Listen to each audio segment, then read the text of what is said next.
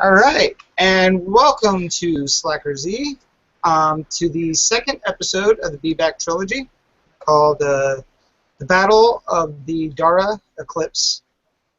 I am joined by 4 players tonight, the same 4 players we had last episode. Hold on a second. You guys hearing me? Yeah. Yeah. I was getting some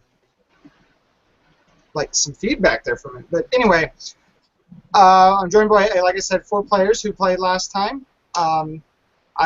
Tyler, Sean, Chris, and Brian. And where we last left our heroes off, or maybe not, we'll see. Melik, Devlin, and Dala were coming around the building after facing against Lilith Samhain and defeating her.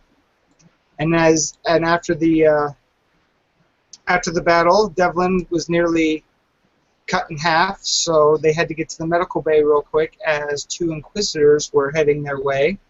Meanwhile, Tiliad was still up in the air, keeping an eye on our 2 Inquisitors. And where we left our players off, the Inquisitors were just pulling into town. As you see the 2 Inquisitors riding in on their speeder bikes, you notice that one of them is a kind of a slender build. He's got dark hair, short hair. He's wearing a what seems like a trench coat, black gear underneath. The second one looks like he's got some pretty heavy battle armor on. He looks like he's part cybernetic, part human. And as they drive in, they pull in right in front of Be-Back's office. What do you guys do? Well, it seems we've got company. Do you want me to shoot at them? Maybe we won't have to. We might be able to negotiate. But I'd rather shoot at them. I don't like these people. Well then, patience. We just need to know whether or not they're going to end up shooting us first. I'm not very good at that, but I will try. So I'm gonna fly down on my beast and join the group. Okay, so you're gonna land right near the building. Yeah, and then tell my beast to go in the corner, kind of out of the way. And if I make my special signal, I'll tell it to come and help if we need it. Okay. And Devlin would be kind of standing in a doorway, still holding his side, where he's been patched up with biofoam and pumped full of stems to keep him standing, and he's breathing heavy, just with this look of a mixture of anger and fear. It just looks like he's ready to just come apart at the seams. all right. Well, the 2 Inquisitors pull up about 50 to 60 feet from the stairway where the entrance is. They stop their bikes. They both casually get off the speeder bikes, and the slender one looks to the big behemoth and goes, "See, my apprentice? Do you not sense that?" And the apprentice, the big behemoth, goes, "No." And he turns to the group of you, and he says, "I sense the dark side in some of you." And he sits there and he goes, "I know you think I'm here to kill you all, but I'm not. I'm here to offer you two, and he points to Devlin and Melik, the chance for one of you to become my apprentice. Hmm. And why would you offer us such a noble cause? He puts his hands together and he goes, because I sense the dark side building in you. It's growing fast in the both of you. And unfortunately, my apprentice has seen better days. And the apprentice just kind of starts growling. And then he just kind of grins and goes to you guys, he goes, so I'm offering you this. You defeat my apprentice, you guys, one of you, whoever's left standing, will be my apprentice. But this is my final offer. If you refuse, we will have to destroy you. Who else did he point to again? He was pointing to Melik and Devlin. Tilla's gonna look and say, well, what about us two? The ones he I didn't have point. no desire to be your apprentice. In fact, I'd rather shoot you. I don't think he was offering that, but what would happen if either of us were to become your apprentice? What would happen to our other friends?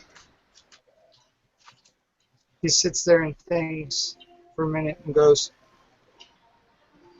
well, we can't leave any witnesses, can we? You see, I am not for this emperor that sits on the throne. I wish to start my own army. That would pique Devlin's curiosity. As soon as he says that he's not one for the Emperor, he would have Devlin's attention then. He wouldn't say anything, but anybody looking or paying attention would see the sort of the body language change and the look upon his face change from just pure hatred to curiousness. I would probably end up noticing that. Ugh.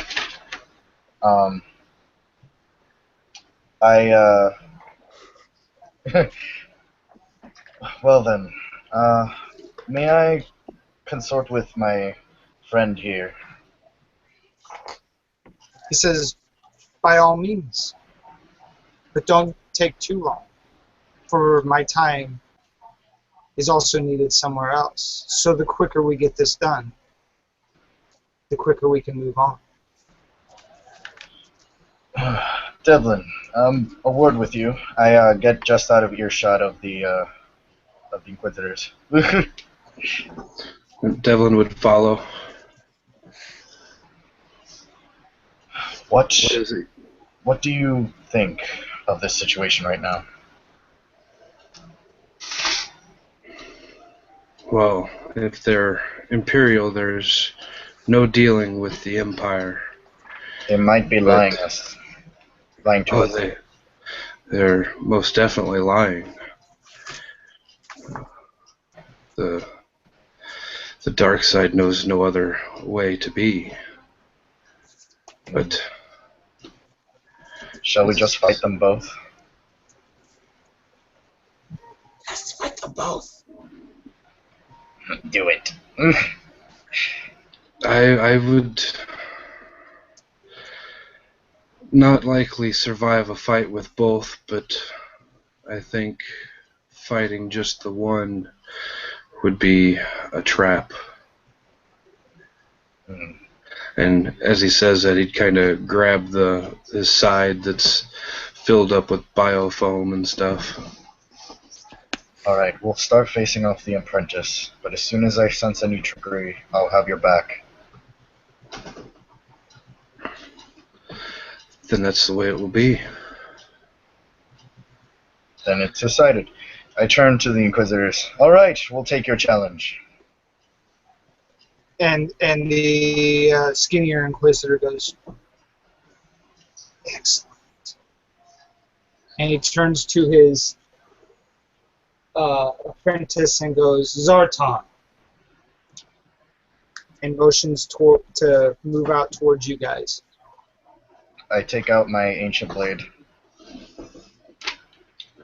Yeah, Devlin would step forward and activate his double-bladed lightsaber. Okay. And what's Dahlia and Talia going to do? I've got my big gun out, ready to shoot the big stupid one. Okay. And I have my blaster out and I'm wiping it off with a cloth. Put the cloth in my pocket and said, "I'm not ready to die today." Tillin, I have a question. Could your beast go down there and pick up the big dumb one and then, like, throw him into a pit? It just might be able to do that. Or at least pick him up and then... Now, we're on a roof or something? I'm trying to remember. No, you guys are at ground level. You're in front of VBAC's office. All right, I don't know why I And thought the we were on a roof. Inquisitor and his apprentice is now stepped to about 40 to 50 feet from you as he's motioned after the master told him to move out, and he moved out. The master is standing about 50 to 60 feet roughly, and just kind of giving a... I want to try and get some kind of cover if possible. Like maybe, is there like to go inside? Is there like a window to shoot out of? Yeah, you can go outside and or inside. And there's a window to shoot out of. Okay, I'm going to try and get some kind of partial cover. Okay. Sort of view with a force user. Okay. Can I try a force influence on the disciple? Yeah, you can try it. Okay. First I have to roll a force die, right? Sorry, this is only my second time using a force power, if I remember correctly. Yeah. Okay, so first that. Okay. I'll take a strain then and use it. Okay. And now I'm trying to influence him to change his mind about fighting. Okay. That's a discipline. That's an opposed discipline check. Okay. Opposed discipline. How? Is that what? Willpower, right? Yeah. All right. It's a difficulty of 3. 3? Yep. Okay. Hold on one second. Let me make sure I have it all right. Okay, yeah. Okay. All right, let's roll then. There we go. Oh, I forgot the force die. Do you want me to re-roll that? No. So the Inquisitor, or the apprentice, you're targeting the apprentice, right? Yeah. The apprentice just stop. Doesn't move. Is just pausing. Okay. So you don't want to fight. When he does that, as he says, so you don't want to fight, Devlin would, with an outstretched hand, attempt to use his move force power to yank the apprentice forward towards them and try to like pull him to where he's face down in the dirt, right at his feet. Okay, so you have to roll. Do you have to roll your force first? It's be athletics with a force die all in one. Let's see then. I will do on him. difficulty of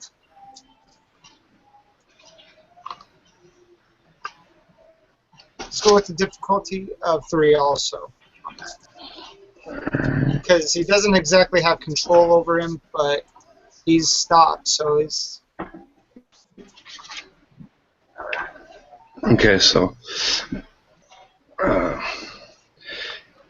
the athletics check doesn't have a failure or a success, but with the force power being what it is, it's inherent that it would be a success unless you rule otherwise. Nope. Okay, so you're trying to get him face down? Yep. I was trying to pull him down prone to where he'd wind up face down right at Devlin's feet. Okay. He doesn't go face down, but he's on his knees in front of you. But he's still not moving. You push him down. That's where the threat comes in on that athletics check that he didn't. You got him down, but you didn't get him down prone. All right. Devlin would still attempt to strike. Okay. So, let's see. Difficulty. Let's see. He's right in front of you, so that would be what, 2, according to Nelson's, right? Yeah, it'd be a 2 difficulty. Okay. Unless you rule otherwise. Nope. He's not moving. You guys got a good hold of him. Nice. All right, and I will use both advantage to strike twice with once with each blade. Okay. So that would be 12 damage, evading any soak, up to 10 soaks. So up to 10 soaks. With the breach. Oh yeah. So all right. So tell me how you struck him. He's not dead. Alright, so not dead. He would, like, as he's pulling towards him, he would strike a little bit too early, and that would factor into him not falling completely. Mm-hmm. So he'd get a slash across the chest, and then another one that kind of buries sort of a top-down chop through his collarbone down into his chest. So it'd be like one from left to right across his chest, and then the second one would come down as a chop right through his left collarbone down into his chest. Very descriptive. All right, so he goes down in pain, but he's trying to get up. Can I try another influence for him to stay down? You sure can. Wait, well, it depends. Are we going? You're trying to make it a stronger connection, right? Because he's starting to come out of it with that. Yeah, it lasts only 1 round. Yeah. So. Okay. But he's not quickly getting up. I mean, Devlin did some decent damage. It took him off guard. Another dark side. Okay. Well, granted that I didn't roll for conflict last time, I'm gonna have a really big number this time. I'll take another strain, and now I'm at like 7 strain. Okay. Okay. Another. It's a difficulty 3, right? Yeah, because he's starting. Yeah, he's coming back out, so his difficulty went back to 3. All right, no problem. Okay, that's 2 advantage. Not necessarily enough, I don't think. No. But tell me what your advantage is. He hesitates even further, so even though he's still getting up, he's still thinking it through, second guessing himself rather than outright believing that he wants to stay down. Okay. That'll be it for me. Yep, then go back to Devlin. Okay, so as he's like trying to get up, Devlin's lightsaber's still in his collarbone and chest, he would put a foot to his chest and kind of try to kick him over backward. Okay. And as he's doing so, continue to push down with his lightsaber to inflict more damage. So, Okay. Still two difficulty. No, now it's because he didn't get influence this time, so it's back up to 3. Back up to 3. Yep. All right.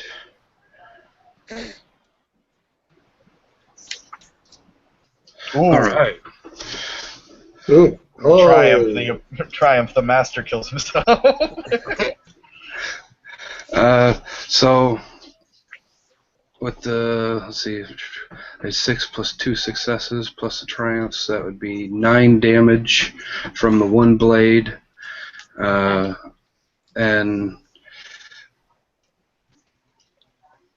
the triumph, I'd go critical with it. Okay. 9 damage. That's that. And I'll roll for the crit. Get that out. I wasn't prepared for that. You guys are actually doing pretty good. Yeah, but it's just one of them right now. So it's not dead yet. No, he's not dead yet. He's darn close though. So let's see. Just that's 21 total damage.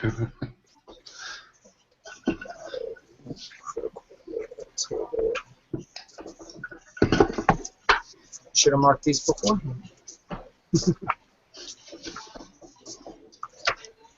Oh, wait. Well, I got my screen here, easy access. Oh, okay. Yeah, I'll go ahead and roll as critical. So 97. That's probably 97, let's see, that's crippled. One of the target's limbs selected by the GM is crippled until healed or replaced, increasing difficulty of all checks that require use of that limb by 1. okay. So what did you aim for? Well, the blade was still like inside of his left collarbone. Oh, okay. Like as he's trying to get up, Devlin is continuing to push down, and like puts his foot to his chest to try and push him over backwards. Okay, and in the process, you sever his left arm. Yeah. And now he is wincing in pain. Oh, jeez. But he's still trying to get up, but he's now even slower. He's not bleeding to death because you obviously cauterized any wounds, but he's still trying to get up.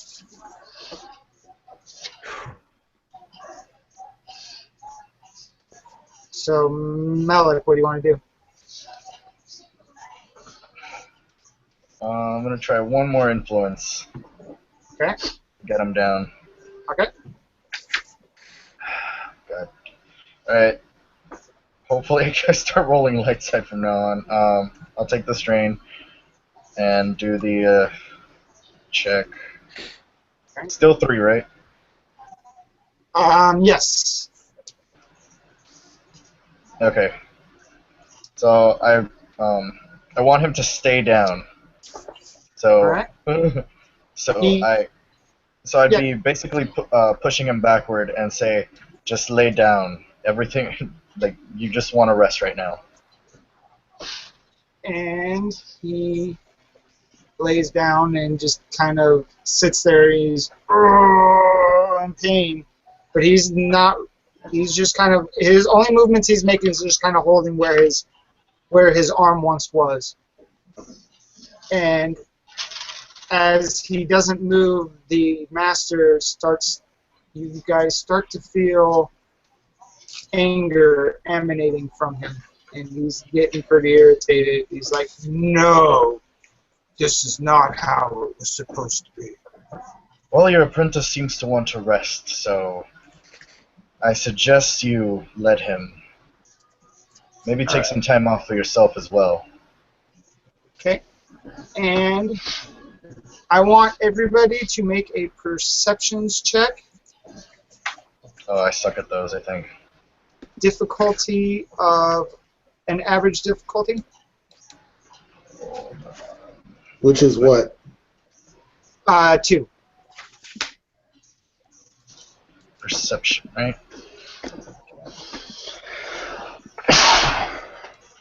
That's not bueno. Okay. It's a 2, right? Yeah, Yep. 2. Sorry, I rolled a force die. That's okay. You can keep your Okay. roll. Okay, Alright. 1 success. Okay. And all right, Threat. all right. All right. Melik, you start to hear an engine, like a ship engine, roaring from the direction of where the infiltrators came, or the inquisitors came from. And Tiliad not only notices that noise, but he hears a faint, what sounds like a speeder bike coming from the direction where you guys face the crate dragon.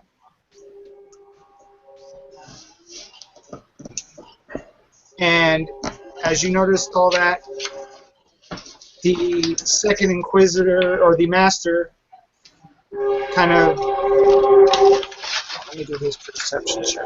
Let's see if it hears this or not. I'm sure.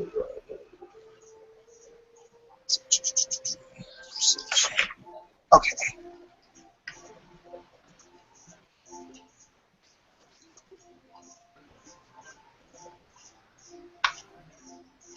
Alright. He doesn't pick up on any of the noises, but he does notice. He kind of starts sensing that Melik is picking up on something, but he doesn't hear the ship. He doesn't hear the speeder bike like Tilia does. And the Master looks at Melik and goes, "Wait a minute. You're sensing something. Tell me, what do you sense?" Do you have friends? He kind of goes, "Ah, you must be sensing the squad of stormtroopers that were coming up as my backup. Funny though, I don't sense it." Do we hear him say that? Huh? Do we hear him say that?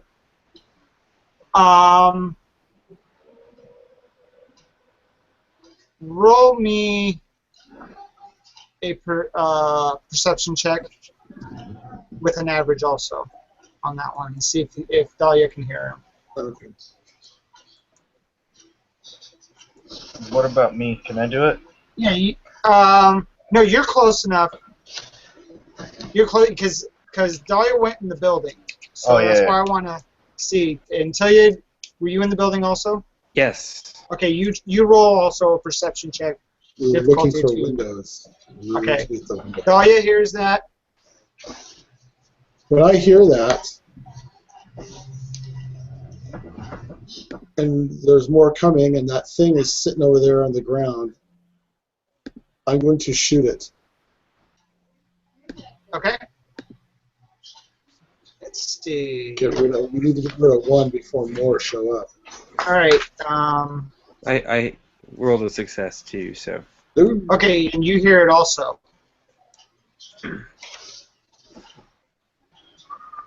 All right. So you said Dahlia is going to attack. Yeah, she's going to shoot the one that's almost dead, just to make sure that it's Okay. dead. All right. Go ahead and let's see. Roll your attack with a difficulty of. Don't shoot me. I don't want to. No. No, you'll fall to the dark side. So it'd be difficulty of 3 with a setback because you have to kind of make sure you can. Oh wait, no, you get a little bit different angle, so no setback. Okay. So difficulty of 3? Difficulty of 3 Okay. is your distance. Oh, Wow. nice. All right. So what's the damage on that? Damage is 7 with a stun setting, link, and a vicious 1. It's 7. Wait. Vicious and linked? No, there's something qualities for the gun is linked and then vicious 1. Whatever it means. I forgot what it means. Vicious. We should write this down. From Vicious, when scoring a critical injury or hit at 10 times rating to the result. Okay, Oh. you didn't get it critical, so. Okay. So 7, so he's not dead, Jeez. but he's close. He's close. So 'Cause I want to. He's Well, got a actually, shuffle it would be. so. It would actually be 10. Or was it Because 10? Yeah, the one success to make it a successful hit, Oh, okay. and then yeah. each other success That's right. adds a point of damage. Well, he's still not dead, but he's damn Jesus near. Christ. He's really close. He's not moving at all. Like he's not even grasping his wound. You could just see he's breathing, and that's what little life is left of him right now. But he's still alive. Devlin would look at the master and he'd say, if your apprentice is any measure of yourself, then I think I am better off on my own. And he would ignore the apprentice on the ground and begin to approach the master. All right. And as he approaches I the approach as master, well. You approach as well, Malik? Yeah. And as he approaches it, he kind of drops his hands. He goes, I guess it's death for all of you. And everybody roll for initiative. What is that one again? That's cool. No difficulty.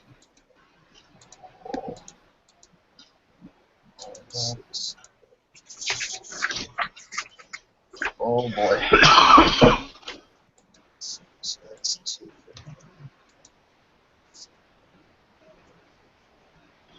Oh boy. Okay.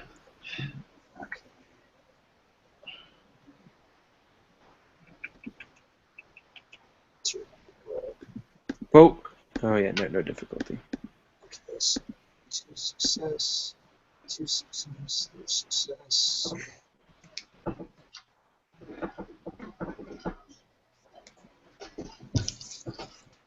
And successes are the only ones that count right off the bat. Yeah.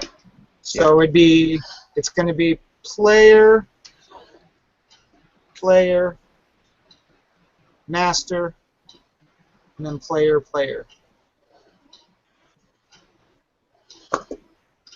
So whoever wants to start first. I'm going to shoot that big thing one more time. Okay, If possible. same difficulty, same shot, because you haven't moved from your position, so. All right. Okay, that was 3, right? Difficulty? Yes.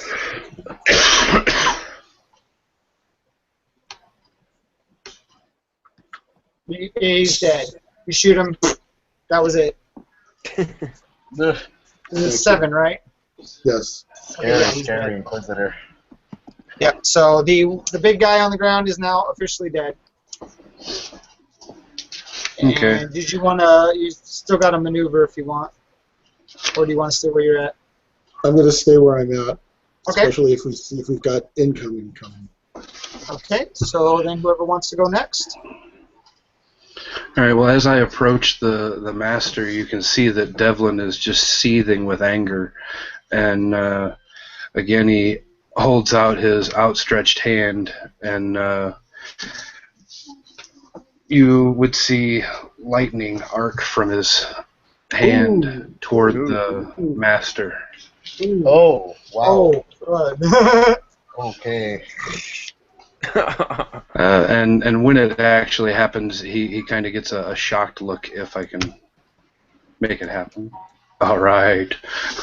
Oh. Oh. So you have to explain to me the damage on lightning. I didn't read up on that. I wasn't expecting any of you guys doing that. Let's see.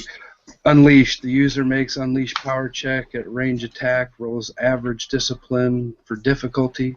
If check succeeds, he spends 2 points to the attack hits.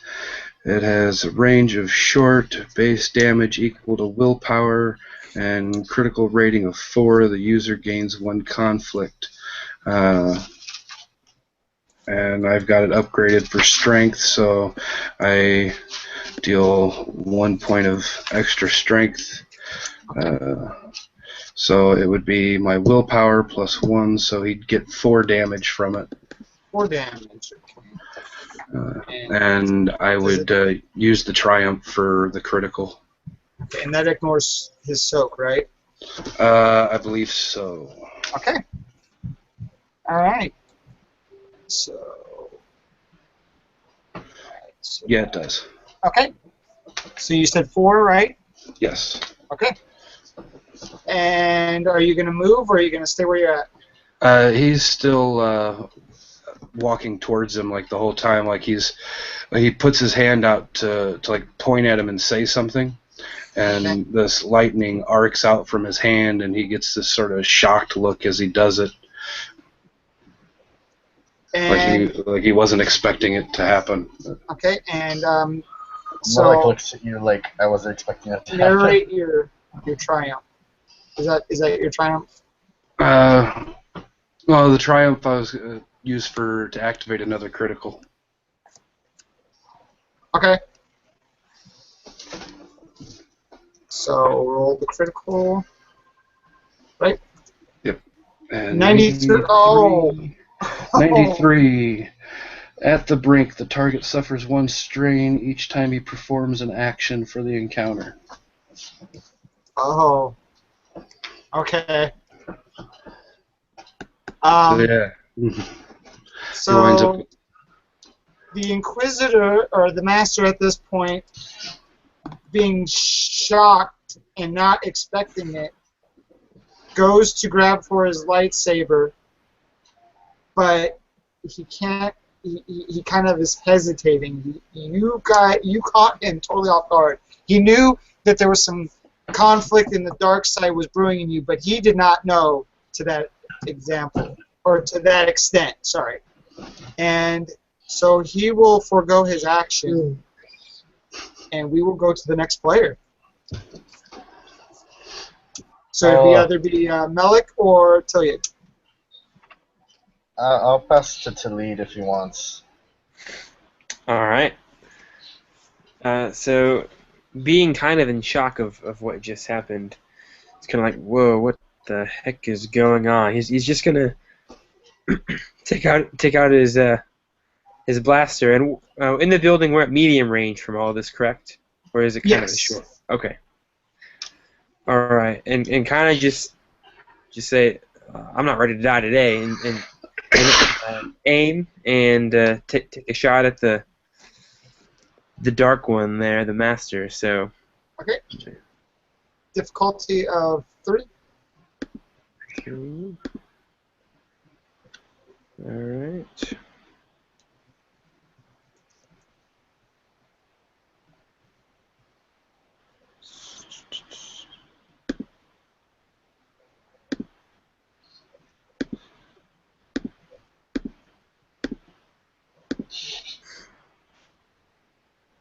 Shoot.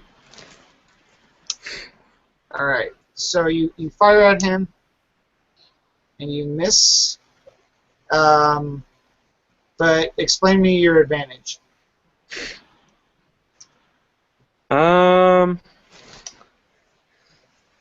So I miss. Let's see. And I'll kind of I'll get in a more aggressive defensive stance and kind of take a more focused aim and maybe give myself a boost die the next roll. Okay. Sounds good. All right. And now finally Melik. Wait, wasn't it Master then? Oh no, it was Master player. Okay. It was, yeah. Okay. I'm just gonna swing at him with my ancient sword. Difficulty? Difficulty. You're engaged. I think. Well, I'll move up to him closer. Okay. I don't know how far I am actually. You were, let's see, you were about 40 feet away from him. So is that like short or medium range? That's no, I'd say you're right at the beginning of short, so you could probably get to engaged. Okay, so I'm gonna maneuver over there, and then I'm gonna attack. That's 1, 2 difficulty. Yeah, 2 difficulty. Or yep, 2 difficulty. Okay. Okay, that's 2 successes. My bronze 2, so that's +2, 4, 5. 5 total. And I think, let me see if I have a critical. Hold on. Okay. It's my critical. Yeah, I'll use all 3 of my advantage to do a critical. Okay. And you said how many damage again was that? 5. 5? Okay. Numbers keep getting soap. Because that does not ignore soap, right? No, the ancient sword does not. Alright. And I will roll the critical. 25. 25. Off balance. Add 1 setback to his next skill check. Okay. So you hitting him. Kind of describe where you aim for, where you hit. I slash at his chest. Okay. You give him a nice gash. He wasn't with him still reeling from the lightning shock he took from Devlin. He wasn't quite ready for it, but he's tough enough that he was able to take a good chunk of it. But you did leave a nice gash, so he is bleeding a little bit. But you did knock him off balance. So. Okay. And we go back to the top of the round. And just before we do that, you start to hear the ship. Now, whoever did not hear it in the perception check now gets to start hearing the ship approaching. So we And hear it we'll get closer. start at the top of the round. So whoever wants to go first. You want to go first again, Brian? You're muted, Brian. Ryan, you're muted. All right. Say, I'm going to shoot the master. So you shot one, let's shoot the other one. If that's All possible. right. Difficulty is 3. Oh, wait. Let's see.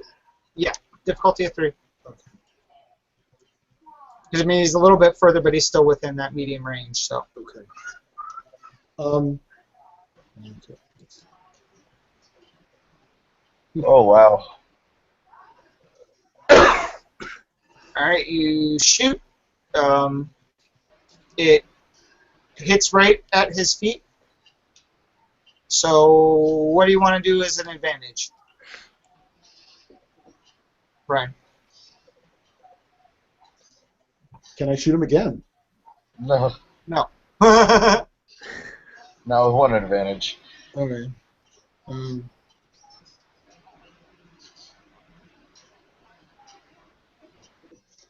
You can narrate something. I'm just going to wait and see what happens. Okay. So do you want to save boost dice for you? Or Yeah, just if wait? I can. No, Okay. just do a big Okay. stuff. All right. So next round you'll have a boost dice. Cool. And then next player. All right, Devlin would continue to close the gap, and as he gets to engaged range, he'd attack with his lightsaber, attempting to sever the hand that is reaching for the master's lightsaber. Okay. So that would be, let's see, average. Yep. And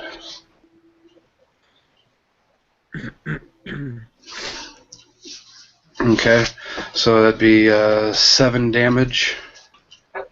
Okay. 7 damage. damage. And 2 threats. 2 threats. Alright. You tried to sever his hand. The threats are that you didn't quite sever it, but you did do some damage. He's not going to be able to. He kind of, as he was grabbing for it, and you hit his hand, it pretty much went limp. It's not moving like at all. You didn't sever it, but you did enough damage that he can't. He's got no use of his hand right now. Devlin would look at him and say, as I said earlier, your training of your apprentice is a great measure of how weak you truly are. And as he says that, he kind of looks at you, and it's just cold, dead stare, and pulls a blaster with his other hand and points it at Devlin at point blank range. So that would be. Let's see. What his weapons damage is real quick.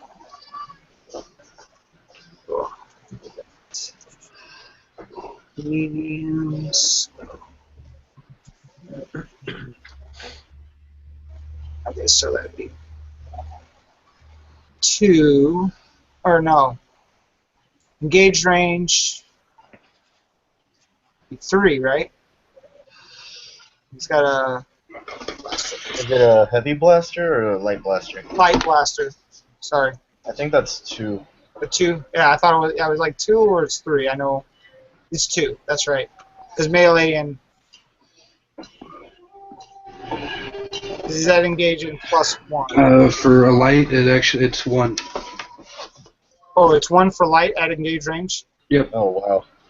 Oh, Prepare. Whatever. all right. Let's see. So.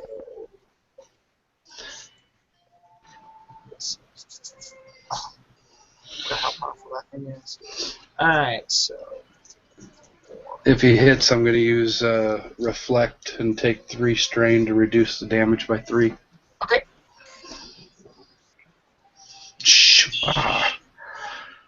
It's a lot of advantage, but no success. Yep. Unless you So- bonus roll. I'm gonna narrate it like this because he didn't succeed. He did get the shot off, and his aim was true, but when you did your reflect, it was just at the right time that it bounced off and shot into the dirt. So you reflected it just enough and just in time not to do any damage to you. But his shot was on target. I mean, at that range, he was right there. So. And we go to the next player. So it's either Melik or Tilia. I'll go. Okay. I'm just gonna I'm gonna go ahead and slash at him again. Actually, probably I'm gonna try to attack his blaster hand. Okay. Okay, that's 5 again, and I'm gonna critical again. All right. So roll another percentage. 57 this time. I'm gonna get this straightened up. So. What's a 57?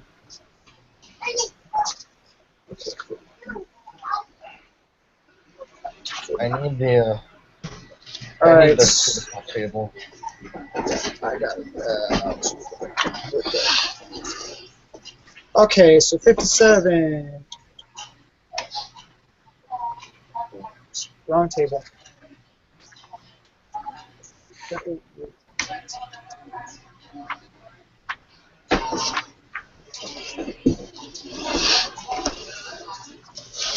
Have this up so I know what's.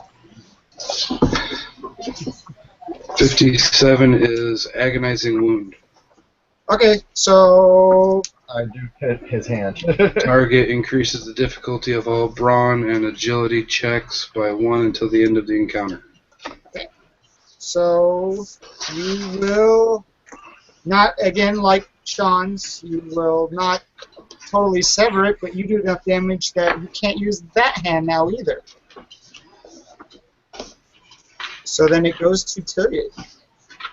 All right. Unless if Oh. you want to maneuver Melia. Okay. Alright. So go ahead, Tilly. All right. So I'm going to take a maneuver to aim. So I have 2 boost die, Okay. and I'm going to aim right for his chest. Okay, and how far do you move? You know, we're at a window, correct? We're kind Right, of like so you'd have to go, if you were wanting to get outside, you have to go through the door. Okay. So I will spend my other maneuver to run out the door and kind of take it. Would out the door be short range, or is that still medium range? That would, let's see. No, you'd still be medium because you're just moving Kind of over. crossways to get to the Okay. door. All right. Well, I'll just run out the door and get to short range.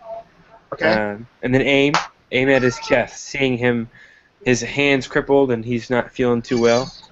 Just making the shot. So. Alright, difficulty, you're at short, so you'd be difficulty of 2. All right. But, oh, wait, you have, okay. Oh. I was going to say, because at the range area, I put a setback, so. Okay. Put a setback. Wait, same, just add the setback? All right. Oh! Okay, so what's the damage? All right. The damage is. Let's see. 8, 12, 13 with the success of the. Okay, so 13 Yeah. total. Yeah. All right. So,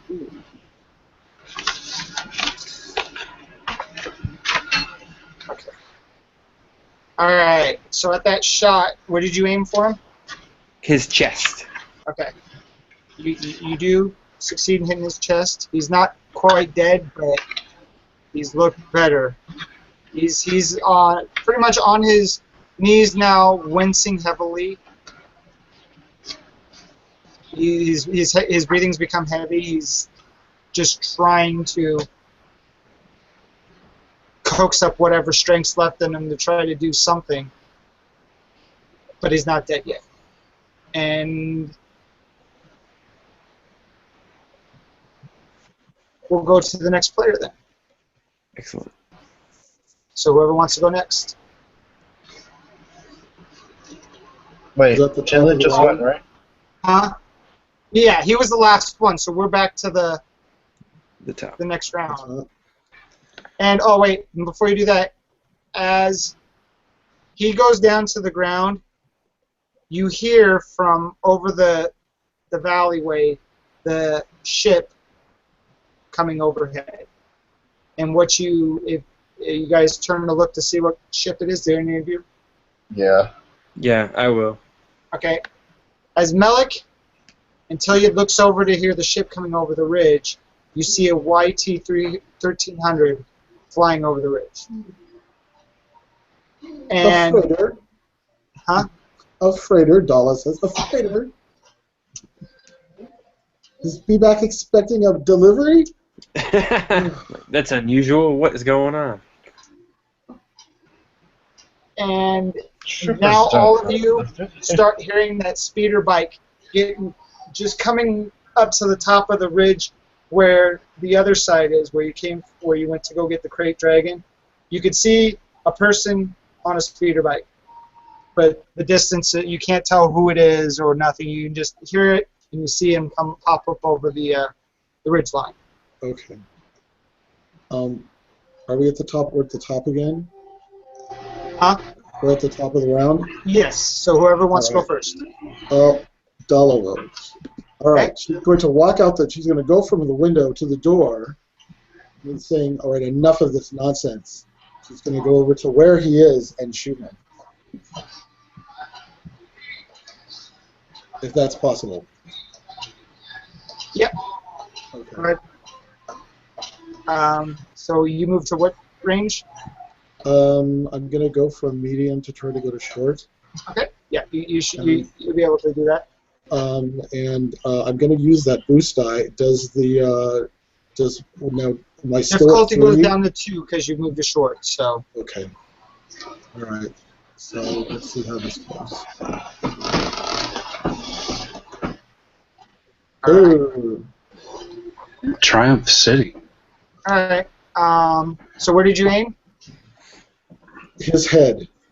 Okay. Yeah, you took off his head. Good. So Good. now the master Enough of is no more.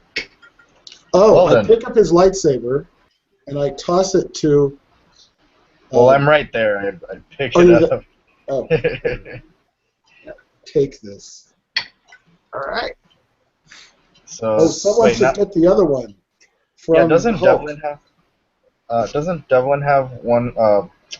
What's her name? Lilith's lightsaber. Yeah. Yeah. You Okay, should so also get the He's one got off of the. 2. Yeah, I got it. Devlin's got the lady from last session's lightsaber along with his double-bladed lightsaber. and now you have a third one from the Hulk, or does Dala want Someone that should. one? I want no lightsabers. You can have them. I don't. But someone should get the one from the big thing. Yeah, if nobody else grabs it, Devlin would walk back and pick it up and clip it onto his belt along next to the other one. Don't leave it for the untrained. Do you? Would you like this one too, Grievous?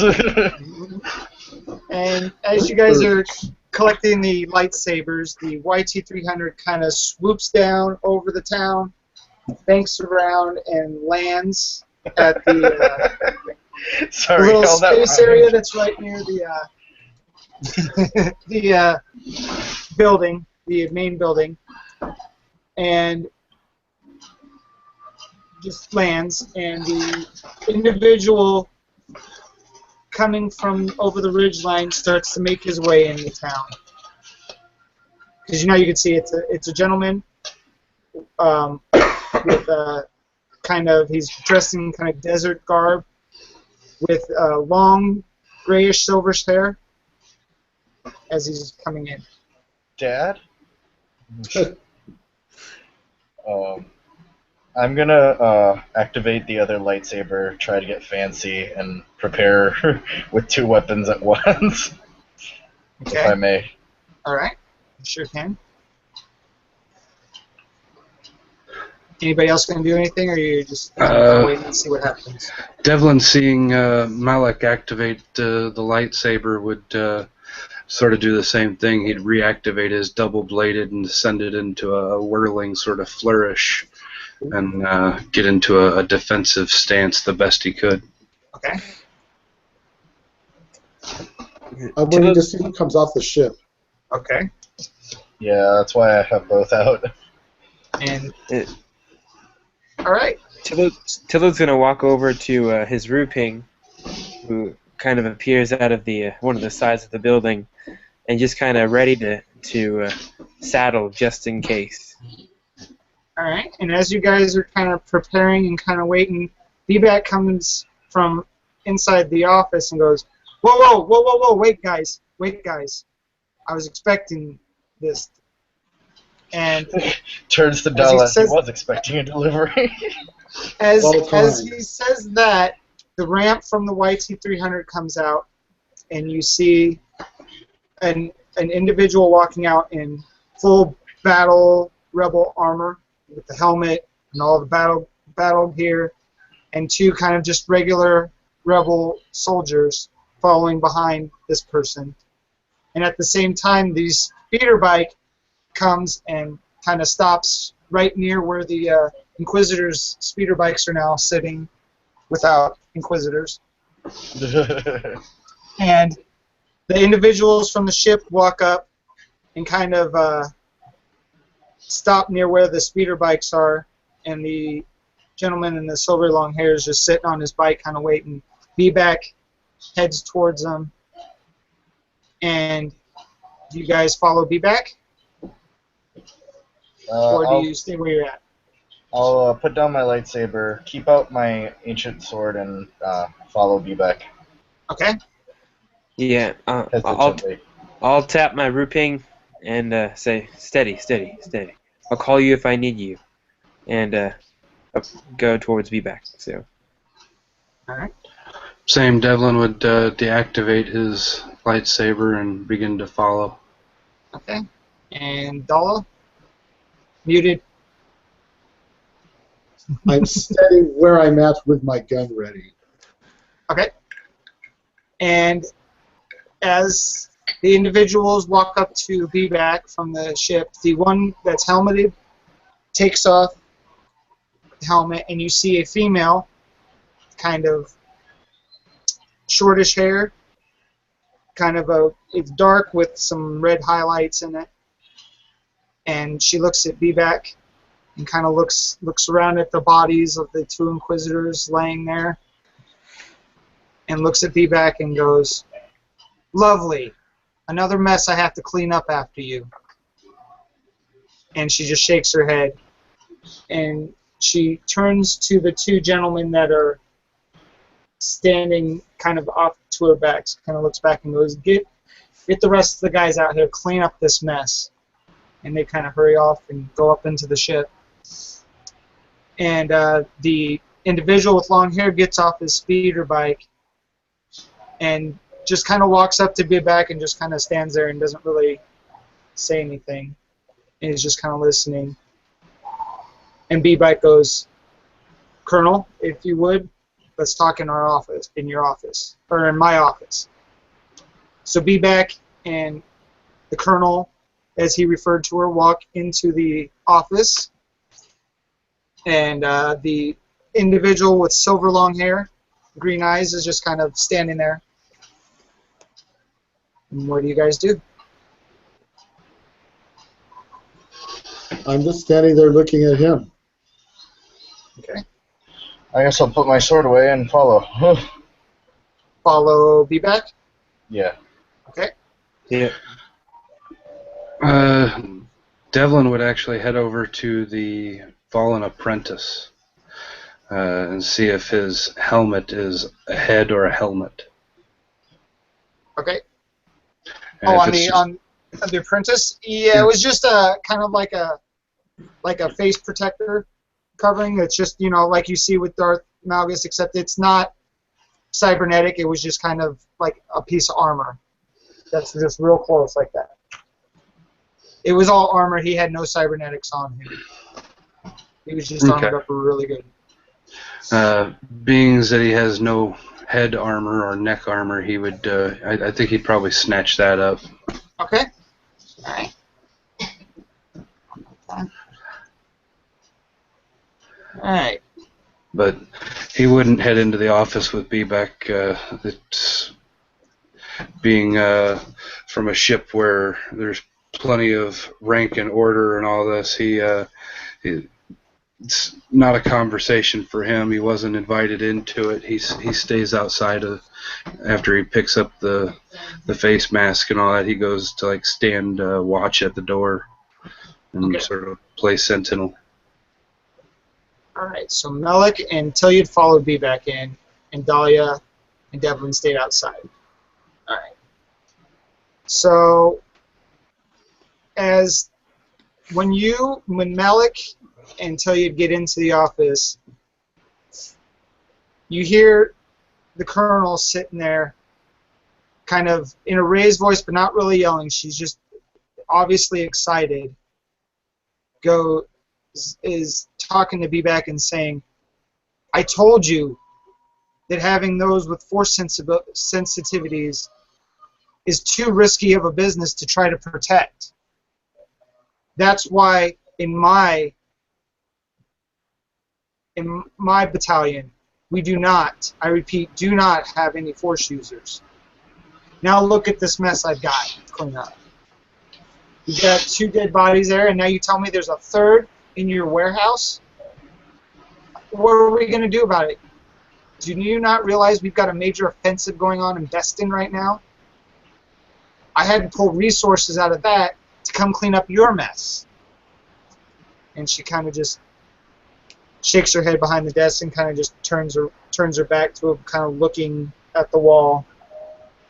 And Feedback's like, "I'm sorry, ma'am. I did not mean to cause this much trouble. I thought everything was under control and everything was covered." And she kind of turns over her shoulder and goes, "You thought wrong."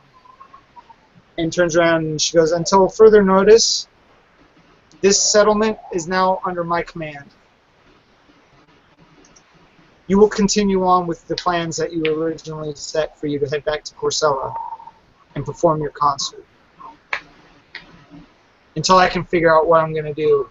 And if you're going to even be in command of this place any longer." And she kind of sits behind his desk. She goes, "Now get the hell out of my office." Ma'am, what will you do about the Force users then? You don't surely want to just let them out of here. She kind of looks at you, and she goes, "I will figure out what to do with you guys later." No, not us, the people of this town. And she looks at you, and she goes, "Well, from what I understand, you and that other gentleman out there are the only two Force users we have here now. We had 3. You killed the one. I didn't even know she was here. You 2 are the only 2. Well, Yeah. with all due respect, no one really knew, and she was part of the Empire anyway, infiltrating this as a personal base, I suppose." And she looks at Malik kind of sternly and goes, "I realize that. You want to know what's going to happen to you and the other guy? I don't know. First things first, I got to get these bodies out of here before any Imperials decide to roll through here and investigate what happened to the Inquisitors that were sent here." And she kind of looks, she goes, "Thank God we distracted the stormtroopers that were heading this way and pulled them back to Beston."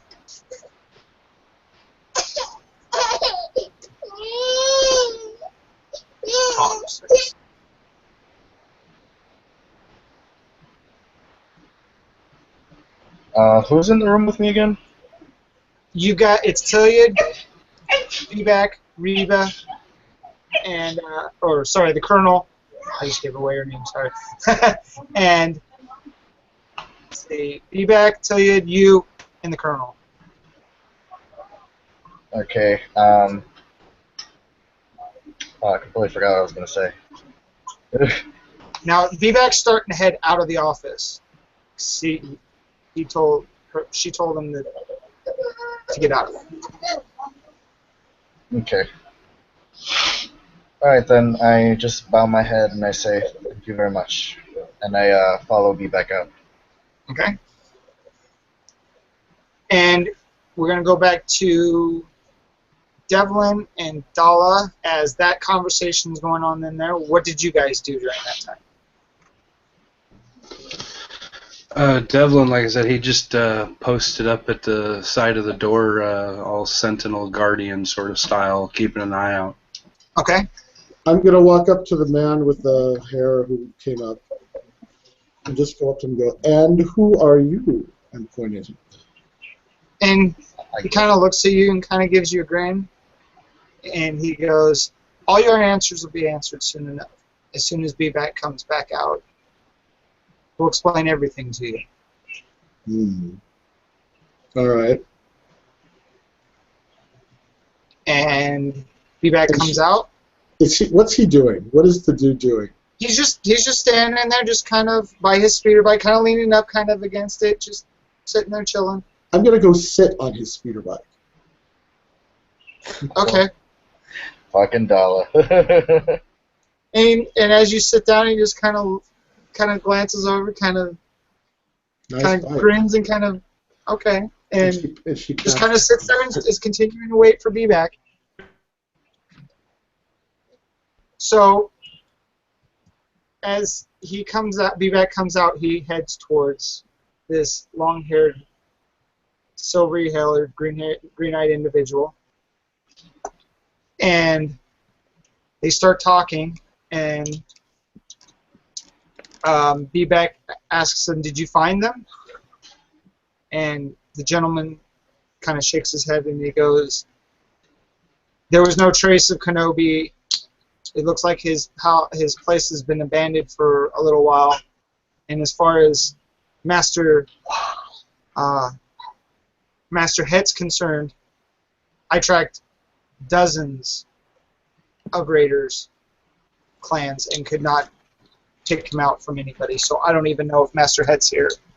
I know Master Kenobi is no longer here."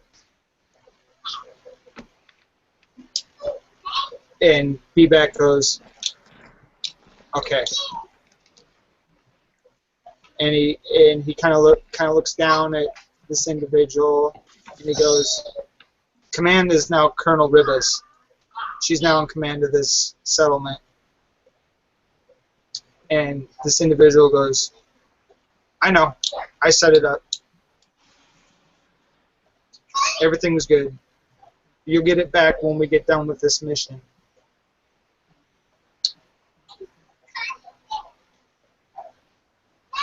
I interject. Or rather, I guess he's done. So I'll just. So what is our place now? And B-Back kind of turns to you, and he goes, "Well, we've got a mission that's hopefully going to keep any Inquisitors from coming here any longer. We're going to have to..." Huh? Wait, what was that again? Sorry. He goes, excuse me, he goes, "We got a mission that will hopefully prevent any more Inquisitors from coming here anymore." And he goes, "I hope I can count on you guys to help us." I turn to the rest of the group, just looking at him. Anything to make the Empire unhappy is fine by me. All right, and as you guys kind of are just standing around, the white-haired gentleman looks at Devlin and at Melek and says, "In our mission, same destination, same planet, different destination." And he kind of sits there and thinks. He goes, "I sense much fear in you two, much anger." And he goes, "Hopefully we'll be able to remedy that." As long as I get to crush the Empire, I'll be happy. I see a kinda- way out of the fear. He kind of grins and he goes, "That's what we're all about, crushing the Empire. Getting this stain of the dark side that surrounds Lord Vader and all his group and the Emperor himself." We know Vader, right? Like, not personally. You would have heard of Vader. You know of the Emperor. You've heard of Vader or of the Emperor. But I mean, as far as, it was just kind of like, legend, like a famous guy you would, know, but you don't know the extent. You wouldn't know the extent of that he's normally would be a Force user. There's been rumors, here and there, but nothing concrete. Nobody would have ever seen it. Okay. And as this white-haired gentleman says all this, he goes, "My name's Yang. Yang Zen Wave Rider." And he kind of holds out his hand to shake Devlin's hand. Devlin would take it and shake his hand and give him a nice strong grip. All right. Kind of like you know how you shake someone's hand and it almost feels like they're trying to crush your hand. Right. Sort of the same instance. And as you do that, he kind of grins. He goes, "Yes, there's still a lot of anger in you." Well, Right. look what happened to him. He was hurt and shut up by that crazy woman. I'd Right. be angry too. And he kind of motions to Dahlia just to kind of. He wasn't quite finished, but he's kind of like, "It's okay." He goes and he looks back at Devlin and goes, "But I know you can work through it, descendant of the Guardians of Tyra." And he goes to let go of your hand. He'd release his hand and just kind of give him a silent nod, Okay? not wanting to admit that he's kind of liking the feel of the power that the anger has given him. All right. He's turning. And he looks to Malik, and he kind of goes, "And you're searching for answers. Yes, sir. What is the questions you ask?" Only but my master's name. And he kind of smiles and goes, "Well, I've known many masters. Unfortunately, most of my friends and my comrades were killed during the Great Jedi Purge, but some of us survived. Maybe I know your master." Perhaps. He never gave me his name. He only said I'd begin to find answers when I come to the valley. He goes, "And you may yet. Can you tell me what your master looks like? Or maybe you have a hollow of him?" I think I have a hollow, right? Yeah. No. Okay. Uh, And kind of describe what your master looks like. an older Togruta. Kind of looks like. Hold on. Let's see if I can find that picture again. I can't remember.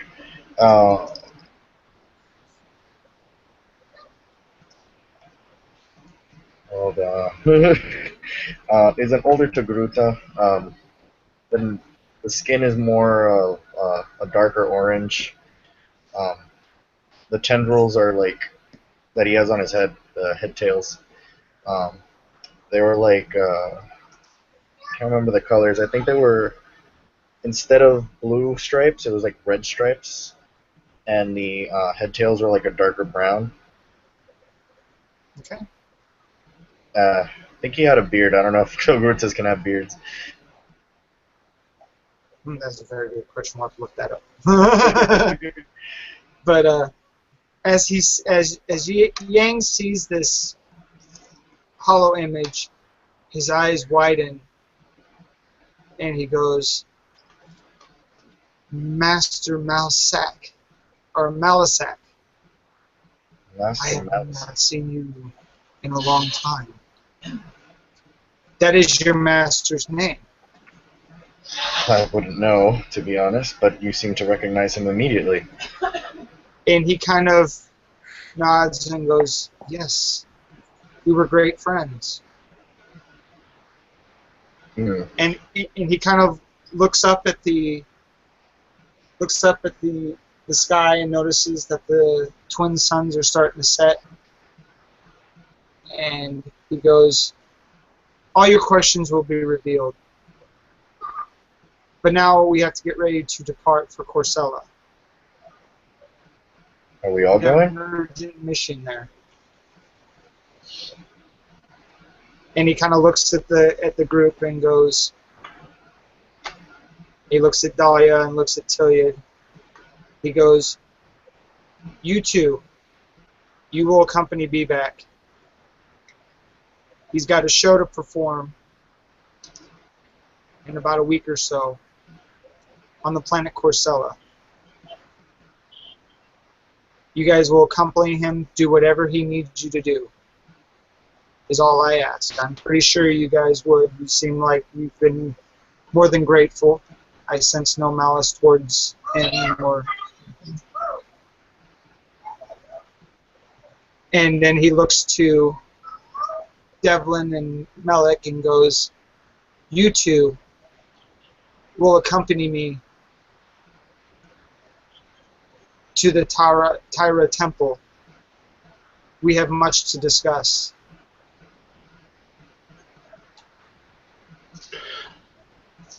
I don't remember enlisting. I think you should probably ask. He kind of nods and he goes, "I should, but time is of the essence. And you need the answers of why what happened to you happened to you."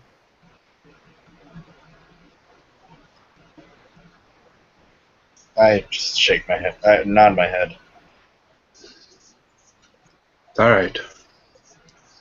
I'll follow for now. Very good. And as the discussion wraps up, the screen wipes, and you're all aboard the YT 1300 that you saw fly in. The ship's name is the Desert Guardian. It is one of many of BBAC's ships that he owns. Although you would think that his yacht that you saw earlier took the townsfolk away while the battle ensued would be his preferred ship. It's not. The Desert Guardian is his preferred ship. He operates a lot of his missions out of this ship. And as you're flying, BBAC will kind of calls you into like where the kind of the main lounge area as the pilots are piloting towards Corsella, and looks at all you guys and goes, "I'm sorry for the way things turned out. This was never supposed to be the case. This mission was supposed to be mine and mine alone. But unfortunately, with what happened yesterday, the urgency to get you guys off planet for now was greater than you guys staying." He goes, "But mind you, if this mission succeeds, your home will be safe."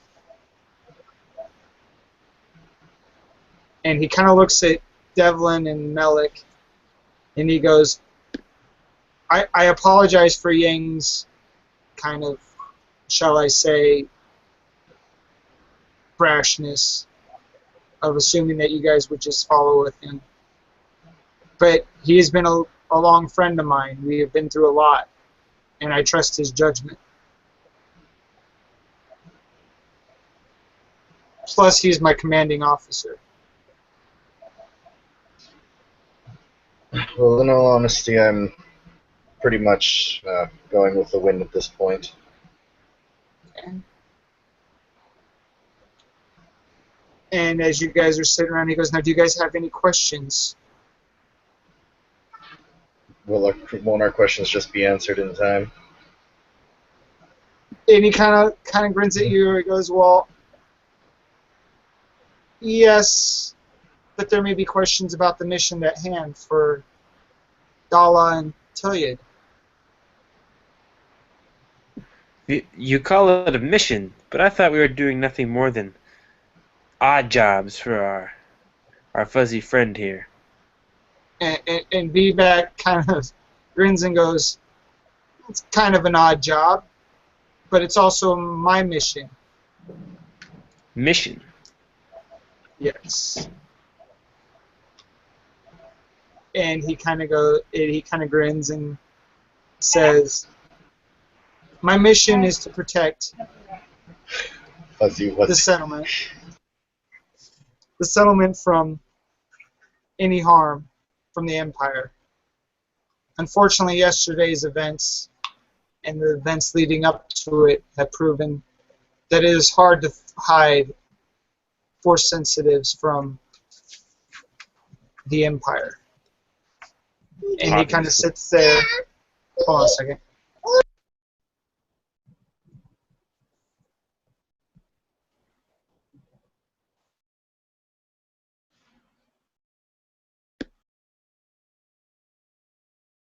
All right, sorry about that, guys. So he says, but we have learned there is a way to hide you guys from the Inquisitors and from the Empire. And what way is that? He looks and he goes, lizards, essentially. Lizards. I turn to Devlin. And he kind of grins and goes, I see you guys don't believe me. I need rather more information. And he kind of goes, have you heard of a lizard called a Salamiri? No. Salamiri, did you say? Yes. Can I do a genealogy check? Yeah. I know what they are. Average difficulty. And whoever else wants to see if they know it. Yeah. I'll try. You said average. Yeah. Okay. I have a success and a threat. Okay. Success. 3 successes and 1 threat. Okay. You would all, everybody succeeded, so you would all recognize the Salamiri as lizards that come from Mykir, I believe is the planet's name. They are lizards that create force bubbles, which means that the force cannot be used in the bubble of their influence. So you want to wrap an entire planet in this bubble? And he kind of chuckles and goes, no, that would be impractical. No, he is speaking of binding us, essentially. He goes, just within the confines of the settlement, you would not be able to use your powers. But the advantage is, if an Inquisitor were to walk in, like what happened yesterday, they wouldn't be able to either. Interesting. It also hides anybody who can sense the Force from sensing it. All they would see is a void.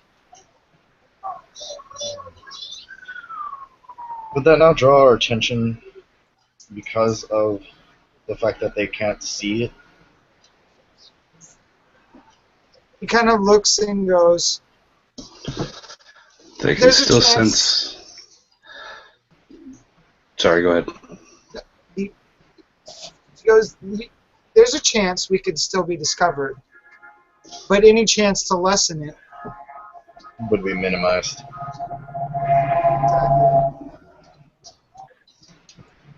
the more protection we have until we can build up the defenses. Hmm. I'm assuming it's not so easy to just go to the local animal kiosk and pick up one of these lizards. It's not that simple, is it? He chuckles and goes, no, the process to bring the species to Tatooine has been expensive. But I have acquired enough to create a size of force bubbles comparable to surround the settlement. And our mission is to pick that order up. Simple as that. And he goes, but I have to keep my cover. And so I must perform that night, the night when the shipment comes in on the planet Corsella. And he goes, so all I need you two to do is get the cargo and bring it back to the ship. Like I said, an odd job. Sounds simple enough.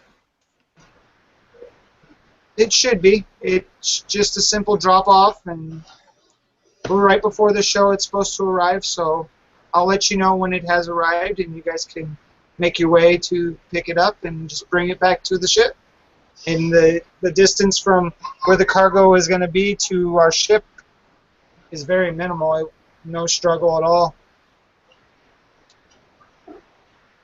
Mm. And after you're done, you can come right back to the cantina where I'm performing and enjoy the rest of your night. All right. Bring it on. All right. So he looks to Devlin and Melek and he goes, I would also invite you guys to join this mission, but Yang has told me after learning about your guys' origins and where you come from that there's some vital information you guys need before you proceed any more with whatever path you're on. Mm-hmm. And he kind of looks and he goes, Yang was once a Jedi. He fought during the Clone Wars and was on a mission. He never told me where the mission was, but he was on a mission with another Jedi to follow up on some lead.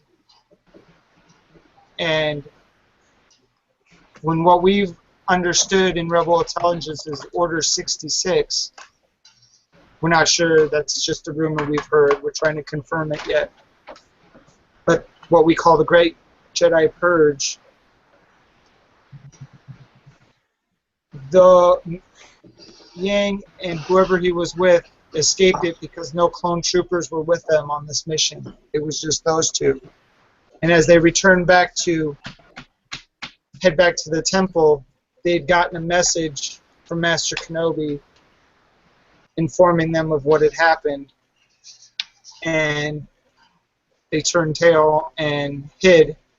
The person who was with them, I don't know whatever happened or became of them, the other master, but Yang came back to Tatooine and just kind of disappeared among Jabba's henchmen. Jabba never knew that he had a Jedi in his ranks for the longest time. Until one day Yang disappeared. And some of his henchmen went to go retrieve Yang, and Yang sent a message to never come back for him, and Jabba agreed. I don't know what the message was, that's all he ever told me. And has been with me ever since. I met him years ago in Mos Eisley. We just kind of sat, talked, built a friendship around it, and he's been my partner ever since. But I know that he's got ways in the Force, and I understand you, Melek, and you, Devlin, have Force sensibility, are Force sensitive.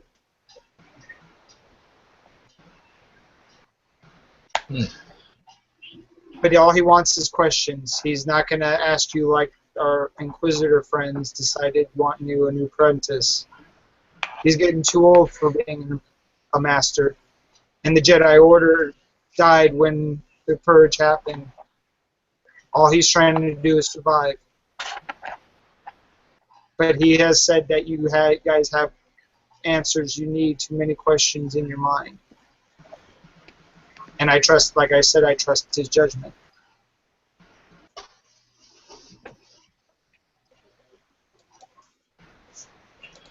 Well, then we will help him.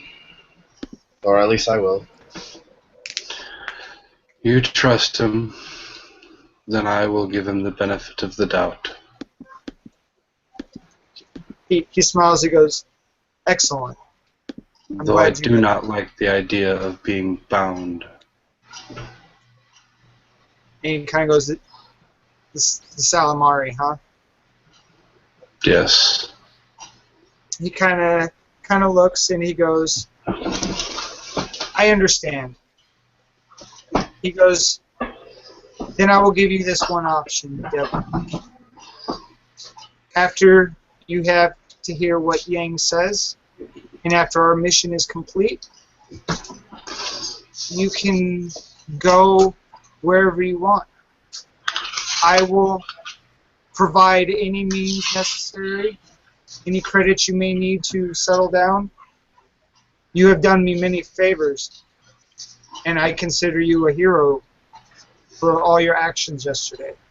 And it's the least I can do. And if you feel personally bound, I understand your feelings."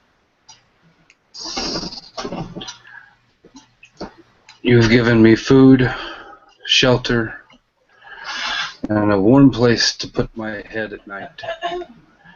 So, as I said, you trust him. I will give him the benefit of the doubt. I'll not go anywhere unless you are telling me I must leave.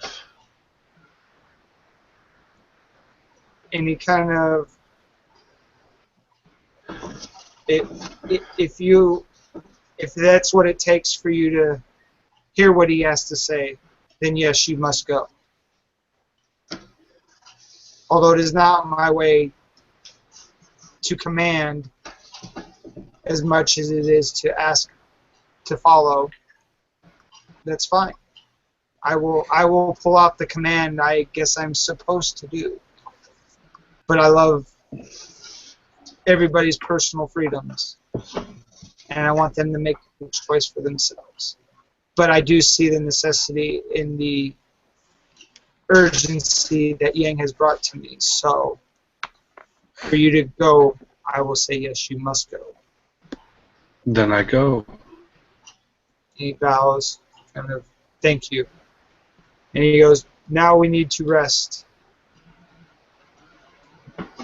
We still have another day until we reach Corsella. We must prepare for everything. He looks, he goes, we will drop, he looks to Melik and Devlin, he goes, we will drop you guys off at the Tyra Temple, just outside of it, and then we will fly on to the city of Kingston to accomplish my concert, obviously, and our mission at hand. And at that, we are going to take a break. So we're about midway through. So. Funny, at that time, Sean went to get water. Yeah, yes, I mean, I was like, perfect timing. So, because we're not doing a tide change, we're just taking a about 10-minute break. Good fight, guys. Man, I didn't think you guys would decimate them so fast. That was awesome. So, Sean, we're taking a break. We're going to go ahead and take about a 10-15-minute break. And because we don't have any time change, we'll just be back in about 10-15 minutes. Alrighty. All right. Quick question. Do you want me Yes. to roll for conflict now, or do you want to wait till next session again? On the break, go ahead and roll for it, and then just fill me in when we come back from break. I should have 5 conflict now, right? Or no? 1, 2. Yeah, 5. Okay, you sure? Because I think I know I had 3 this game. Yeah, 3, and then you had 2 last time because I already asked you, and I did actually mark that down. Okay. I haven't actually gotten any conflict this session, but I'm still steadily just dropping mine. Right. All right, come on. 7, right? Yep. Okay. If I roll over my conflict, I gain that much, right? Hold up, I'll look it up. Yeah, I gotta look again. I had it memorized. Darn it! I hate the holidays. My Yeah, brain it just happens. goes. Too much going on, everything just gets fried. Yeah. Too much turkey and other such foods. Food wasn't as much as just everything going on at once. Yeah. Too many Christmases. Yes. Yes. Oh, I agree with that. Let's see. Engagement.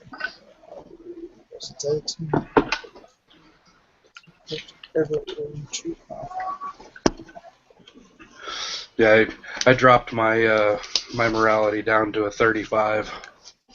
Whew. Oh man, you're almost dark side, dude. Yeah. Well, like I said, the last session and most of this one, he's been working off of just pure pain and anger. So I thought it was fitting. You said 7. Hence the unleash.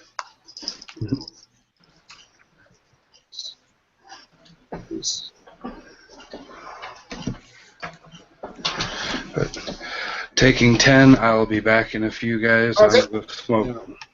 All right. Yep. I'm gonna be heading there once we get this more. Okay, here we go.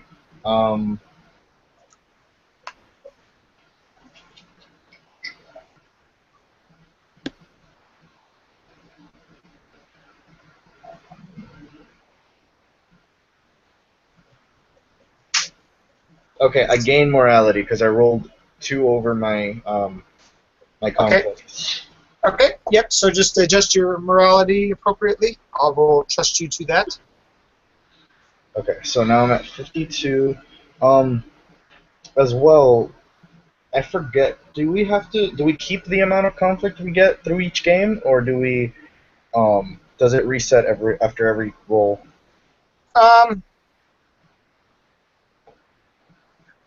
We will because this game kind of was like with the conflict that would have been running in real time.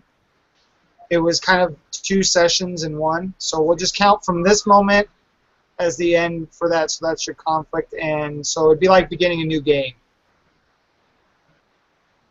Okay, After the break. Okay, so then my conflict is reset? Yeah, we'll reset your conflict. Okay. Because your character seems to be willing to go right along, so that's kind of redeemable. You want the answer, so I would assume that the conflict that was building in your character is, you're wanting to get answers, so you're starting to get them. Yeah. Okay. Thank you. Okay. No, not a problem. So we'll be back in about 10, guys. All right, man.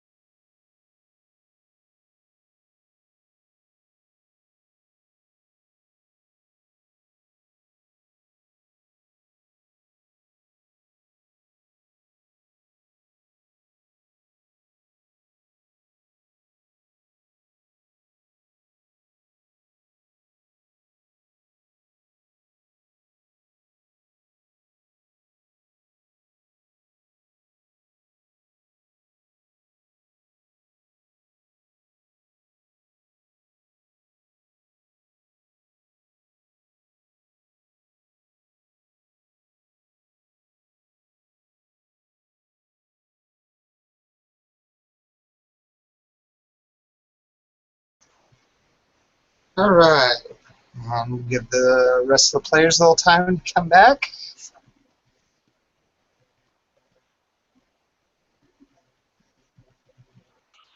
For the second part of the Battle of the Dara Eclipse. Guys having fun? Yes. Right on.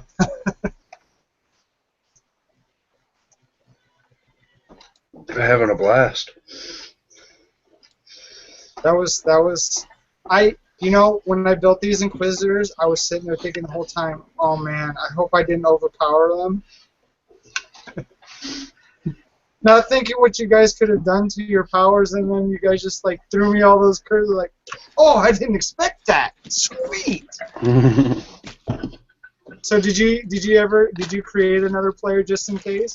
Sean? I've got another one made just in case, but I don't think I'm gonna need it. No, not at all.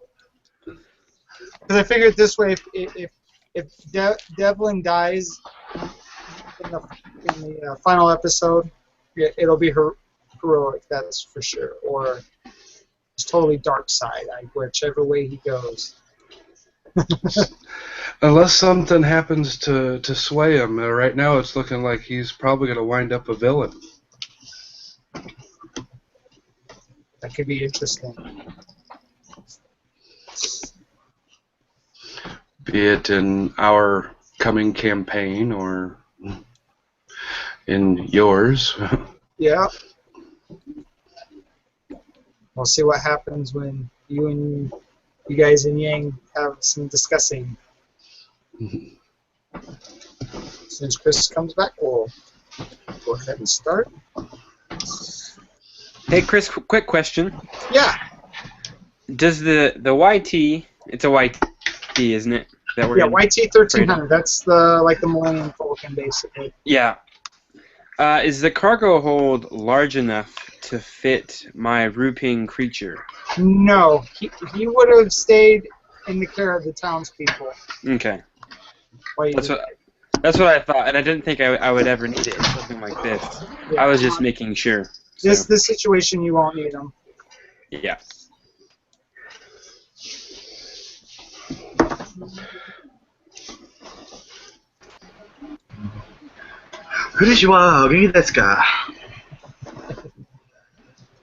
What? I don't know either, but Hello, how are you? Alright, so are we ready? all right. I'm ready when you guys are. I'm here, I'm ready. Okay. Let's do it. All right. So no tide change today, right? Not until the very end. Very end, we'll set the tide changes. I will put the poll up after the episode is done, and we'll give them about 2 weeks to vote on it. I don't know when we're going to come back for episode 3. We'll see how Sean's work schedule goes for the next couple months. It'll be a couple months, and if it's going to be unchanged, we'll try to figure out a new day that'll work out so we can complete this up before springtime. No problem. But we'll give Sean his time he needs for. Well, you don't have to wait a couple of months. We can just switch to a different day if another day will work for everybody. Okay. Same with time. And we can kind of set it up because I'll have to make sure that if it's a time that Mondays have been my regular days off, so I'll Yeah. have to kind of make sure and request that day off to do it. But we may be able to start, like if it's on a weekend, we maybe even start earlier too, so we're not running so late. Yeah. Because we may need it on the last episode. I don't know what happens tonight. Bring it on. All right. So- Episode 3 is gonna be. It's not gonna be the last one, right? Yeah, this is only a trilogy. This is episode 2, so we got one more episode after this, and then the story will be complete. Oh, okay. No problem. But the agreement was beforehand that if your characters survived, you guys could take them another campaign if you want. All right. I kind of Cool. like Malik. And kind of like I said, you tell your own story of what happened afterwards, whatever. But you can always use this as your background story. So. All right, so we wiped the screen and we come back to Melik. Oh wait, no. We're gonna Melik, Devlin, and Yang have all been dropped off at the Tyra temple. We'll go back to that scene after we resolve this one. So Tiliad and Dahlia are at the backstage of this cantina. It's a big, huge cantina. And the name of it is the what was it? The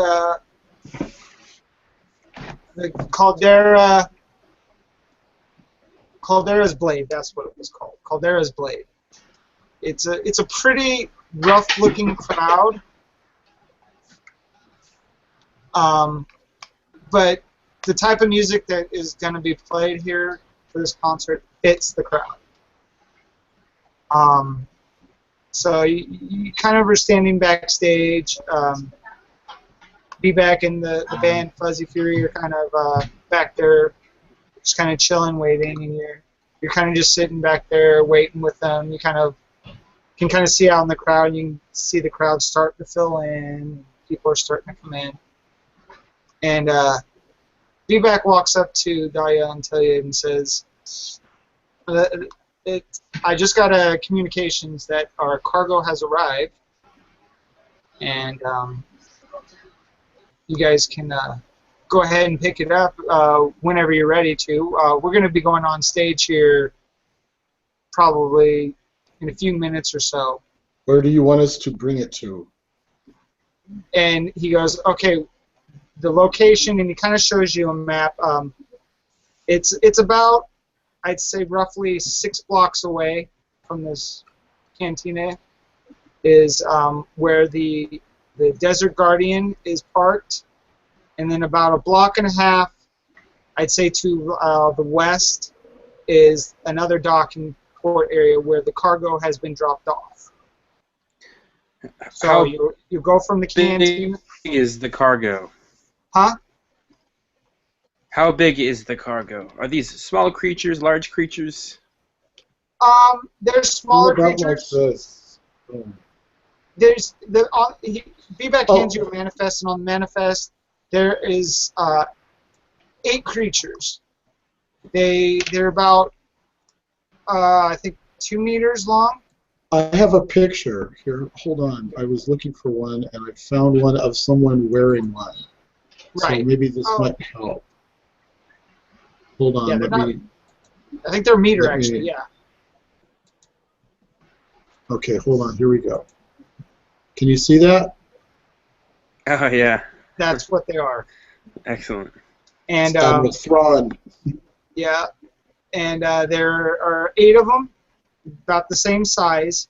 They're in cages on. They'll be with pieces of wood in these cages, and it's because of the way that they're designed. Their claws hook into the bark that the trees that they sit on. So the easiest way to get them off is just to hack part of the tree and kind of keep the tree alive for them to stay on to. So that's basically what they're on. In these cages, there's about 8 of them, but they will be, when they're delivered, they're just going to be on like a hollow lift. So you'll be able to just sign the manifest, grab them, and go. So it should be pretty easy. Do they have 4 eyes? It Yeah. looks like they have 4 eyes. That's Yes. cute. Oh, there you go. There they are on the tree. Yeah, and that's the type of wood that they would be on. It'd be Sweet. pieces just big enough for them to sit on and just kind of grasp. Oh, I never knew they had 4 eyes. Cool. All right. So, What are they called again? Yasalamiri. Salamiri. Oh. Yasalamiri. mhm. And so you guys gonna start heading there? Yes. You walk down the street out, when you go out kind of like a side back door and head down the path of the road, and it's a typical kind of settlement. The settlement that you're at is much bigger than Valley of Life. It's not like Cornet, not that big. It's probably about half the size of Cornet, if you can kind of imagine. It's a decent city, but it's not a huge metropolitan area. Okay. It's bustling, actually it's getting close to the evening time, so a lot of the businesses are shutting down. People are starting to head home, or you see people heading towards the cantina and getting ready for the shows. Some people are just heading home. And you are making your way down the road, and you get to where the intersection is. Nothing of any particular, anything you notice. And you make a turn, so you're heading north, so you make a turn off to the left to head towards the cargo bay. And as you head in there, the dock master goes, "Can I help you?" We're here to pick up some cargo. Okay, the name of the cargo? Or the name of the person who is receiving the cargo? We're here on behalf of B-Back. And he kind of looks, he goes, "Ah, yes. Master Zito's shipment. Yes." He goes, "Just go back." And he kind of points to the back. He goes, "It's towards the back end of the docking bay. There's a little room area. Just go right in there. Your cargo's sitting on a hollow lift. You'll be able to tell what it is. You'll be able to see it. You can't miss it." Okay. The only creatures we have in this whole starport, or in this whole docking area right now. So. Excellent. Okay. So you guys heading towards that room? Yes. We'll head back there, yep. Okay. As you're walking across, you come in from the doorway and you're walking across. There's just a Wayfarer cargo ship just sitting there, and as you make your way around, you see the it's like double door area to the entrance to the room. And as you walk in, you notice there are 5 individuals that are surrounding Beck's cargo. They look like just a bunch of ragtag criminals, just kind of gawking it and eyeing it, and they're kind of talking, and you hear a voice kind of off to the side. There's like another door behind them. You kind of hear off in the room. You hear a voice say, "Hurry up and get that cargo out of here. The boss wants it."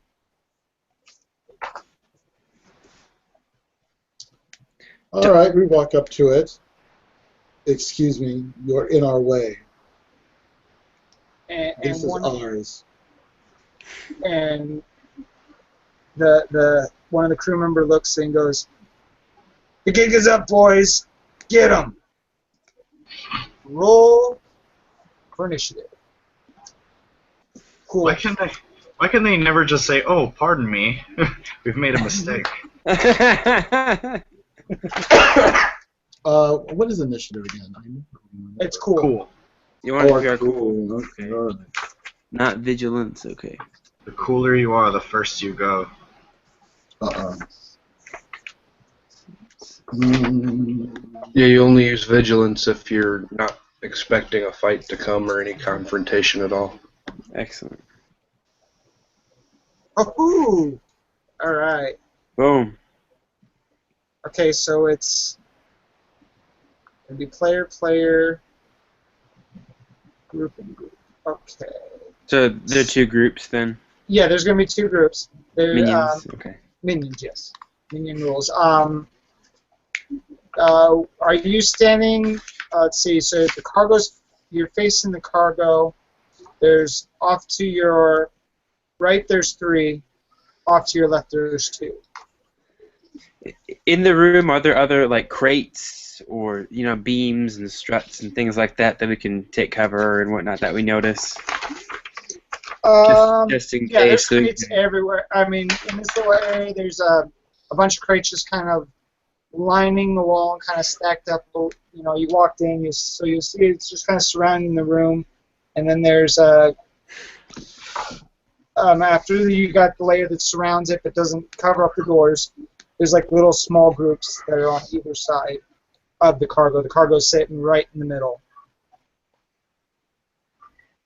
Okay. Cool. So whoever wants to go first. Dahlia, you want to take it? Oh, you're muted.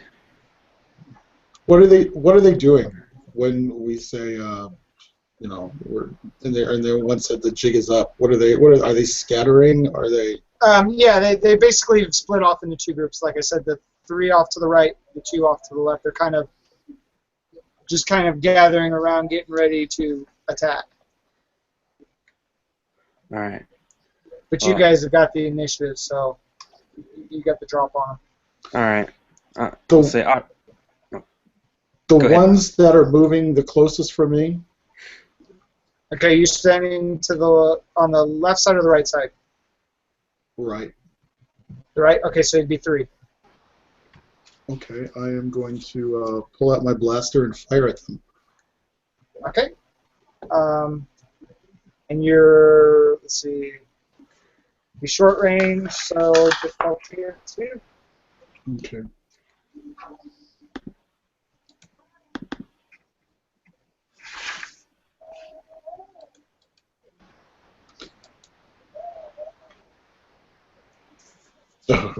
Nice. All right. With the So the damage on threats. that was 7, right? Base? Yes. Yes. 8, 9, Jeez. 10. So you shot. When you shoot, you devastate one of them. Actually, you know what? With the one shot, you get 2 of them in one Okay. shot. Does Nice. does the vicious on that count for that? Oh, yeah. Yeah, but you knocked out. Oh no, I'm sorry. No, it wouldn't. But Okay. you knocked out the 2 with the minions. I mean, they're minion level, Alright. so they're pretty easy to take out. So there's only 1 left for you, Brian, and then we Okay. move to Tilliard. All right. I'm going to do the same thing with the other group that scattered. One thing I forgot last time is that my gun has accurate 1s, but always gets a boost die. Okay. Ooh. And can I take both? Because I get 2 free maneuvers, part of my species special. Can I take both of those to aim and get 2 additional boost die? Mm, Or can I do just 1? Would let's that be just more? do 1. Okay. So you have 2. So 1. Fair enough. Okay. Yeah. All right, and that'd be 2 because it's in short range, so it'd be 2 difficulty, right? 2 difficulty. Yeah. All right, so I'm gonna take out my blaster and aim and shoot. Oh wow. Yeah.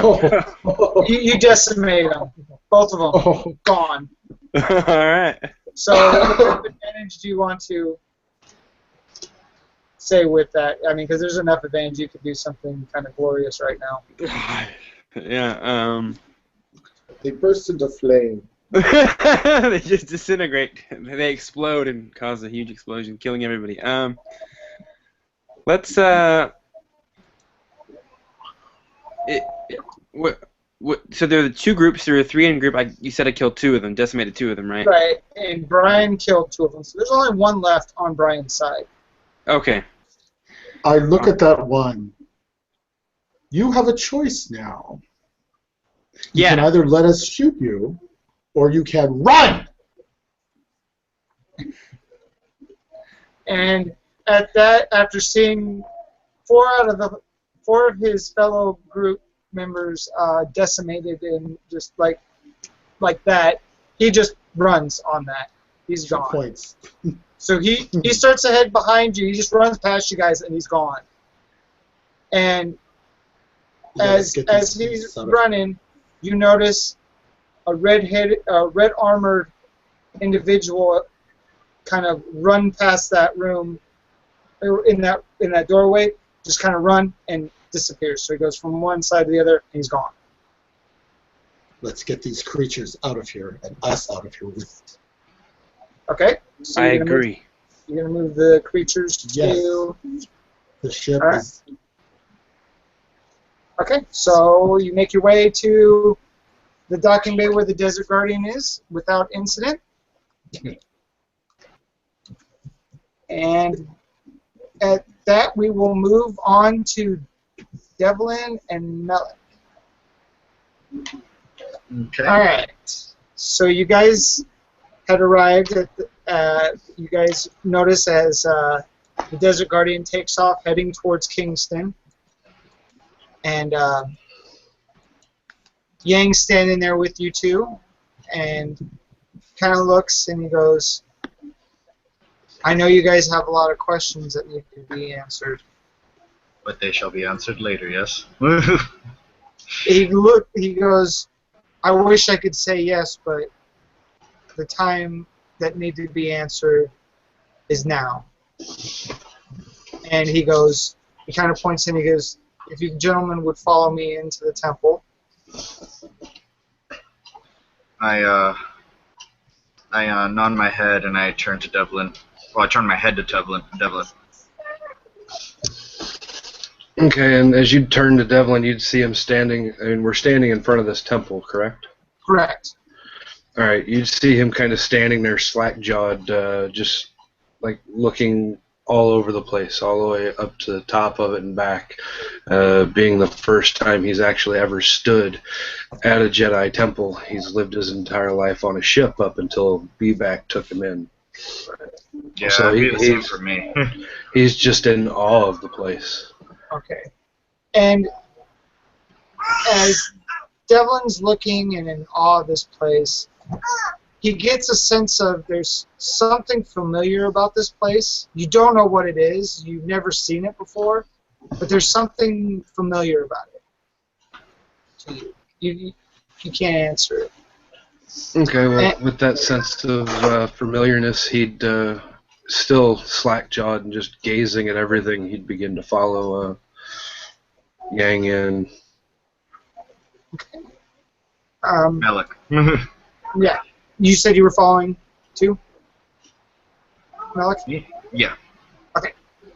As you guys enter in this main room, in this first area, you see a little pedestal that's sitting in the middle of it. It's just basically an empty room. There's a door that goes off to the left, right, and to your forward. And on this pedestal is a lightsaber. It's just kind of sitting on like a little stand. And Yang begins to say, this temple is very special. He kind of just is looking kind of into the main area and just kind of gazing off. And he says, the first time we came here was while the Clone Wars were still happening. The Jedi Council not keeping this mission a secret from the Republic, sent me, and he kind of looks at Melik, and your master, Malsak, to investigate what happened to a cruiser that had disappeared almost 200 years prior to that. The crew, or the ship's name was Reverence. Mm-hmm. It was sent to check out some signals emanating and never returned. And in the hopes of maybe finding some Jedi to bring them back to the Order and help us win the Clone Wars, we went to go searching for them. And he kind of sits there, he goes, unfortunately we did not find the ship.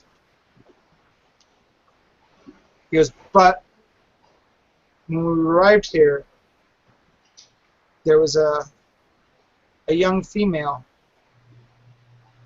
that was sitting right in this main chamber in here, meditating. And we asked her what she was doing there, and she said, "I'm a guardian of the Tyra Eclipse." Me and Malik thought she was talking about some kind of ship. We'd never heard of it. Not knowing that this planet's also very special. The planet, twice a year, has a regular eclipse that happens. One for the northern hemisphere and one for the southern. The northern hemisphere, where we're at now, is the Tyra Temple. And on its spring solstice is when the Tyra eclipse happens. The Dara eclipse is the eclipse that happens for the southern temple. And he kind of looks at Devlin and he goes, "The place where your descendants fought many years ago." He goes, "It happened on the day of the Dara eclipse, the spring eclipse for the southern hemisphere, where these Sith were encamped." and he kind of sits there for a minute, and he goes, "As the story goes, most of the Jedi were killed in the battle, but a few did survive." He goes, and he looks to Devlin, he goes, "Many of your crew, and probably your mother and father, are descendants of that group. The locals around here considered them guardians and called them the Tyra Guardians, because that's where these Jedi had encamped at this temple. But a few did stay to guard the temple.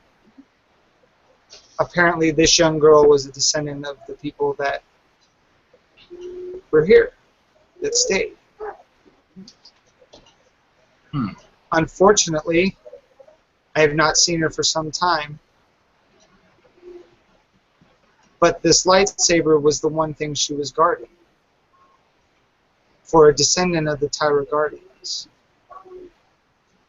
And he points, "Which is yours, as you are the only one that's just survived the reverence."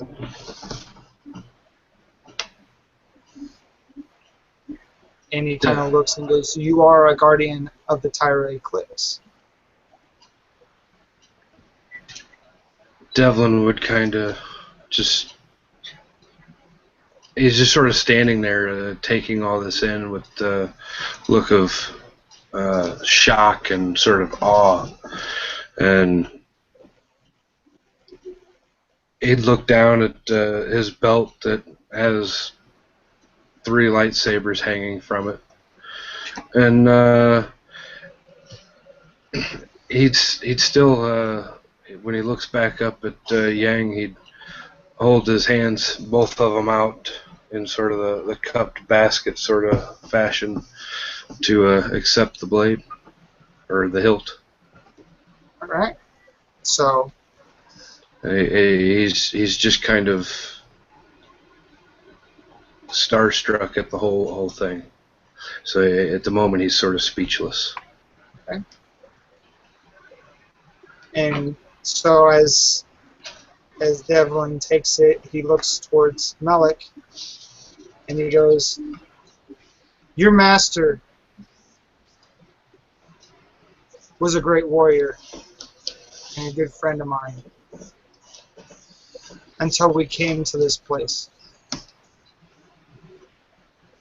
We went to investigate the Dara Temple, as it is now known, but really it's just a bunch of ruins. And something in Malisek changed that day. he had turned on me and attacked me.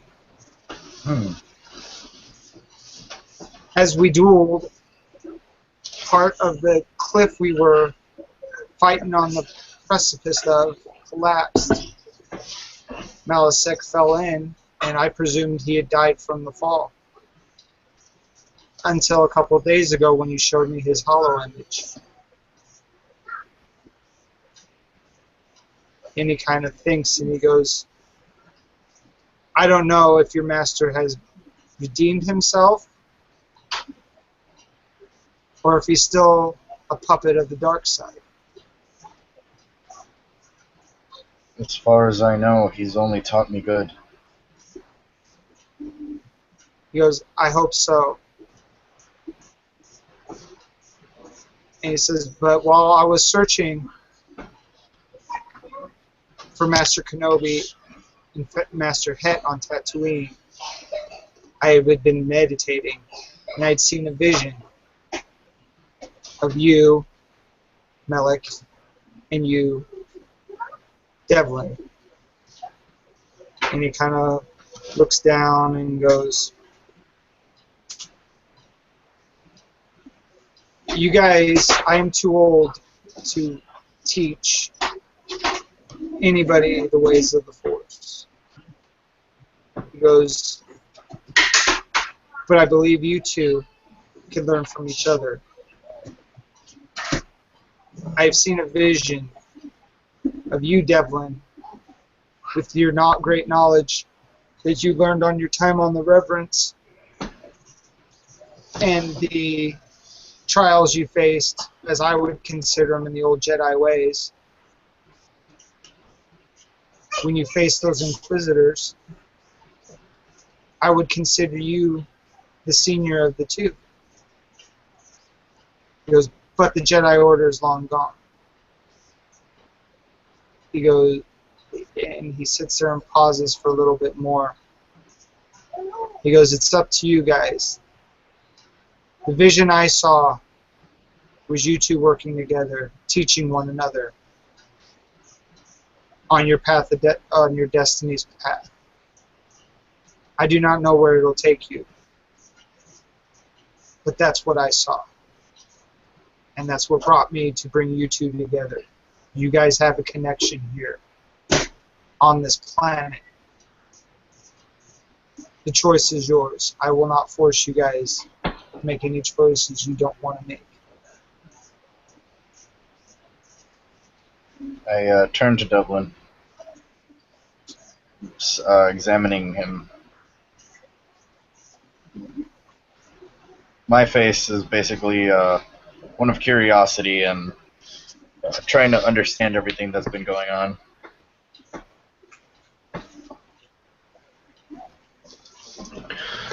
Devlin, still sort of holding the hilt out in front of him. He's finished absorbing what's been going on, and he takes one of the sabers that's on his belt off, one of the single-bladed, and replaces it with this one, and holds the other one out to Malak and says that 2 lightsabers would do you better than 1.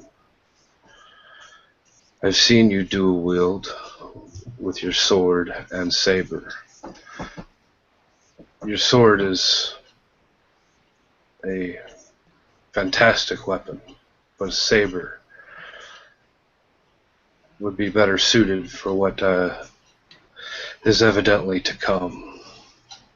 I hold my hand up as if to stop you from to politely decline, and I say I must politely decline. I actually have my own, and I pull out my double-sided lightsaber. Forgot about that one. I've hidden it for fear of anyone confusing me for a Jedi. I'm not exactly one, and my master has taught me much, but I wouldn't want anyone to report the Empire or anything. You understand? I'm beginning to. As Yang said, I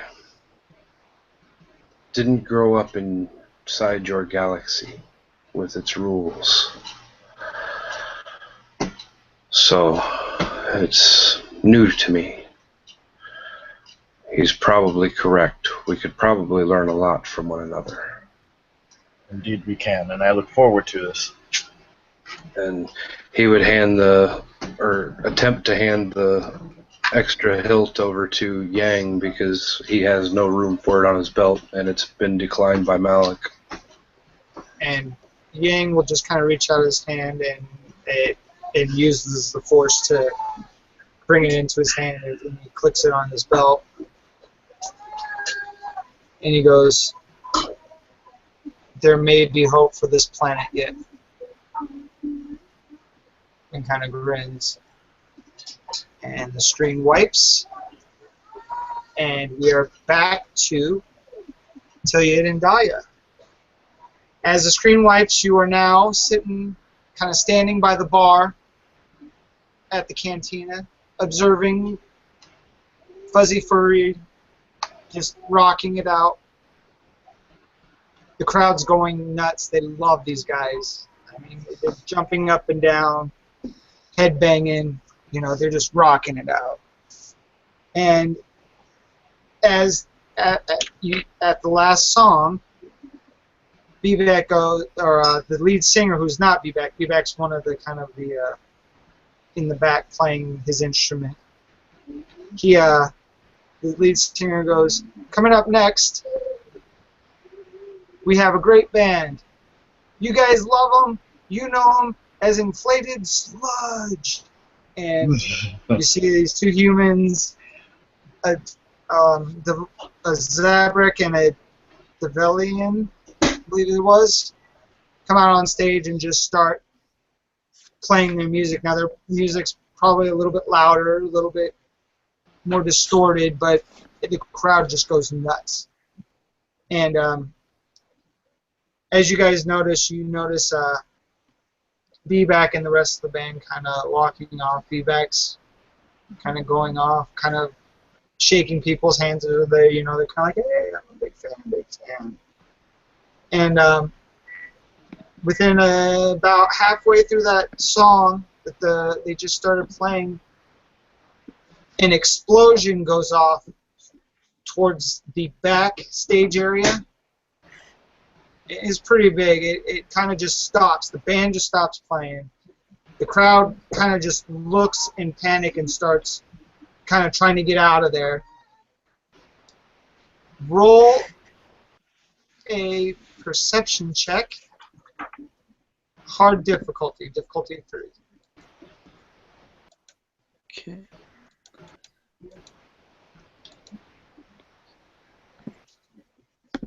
Yeah.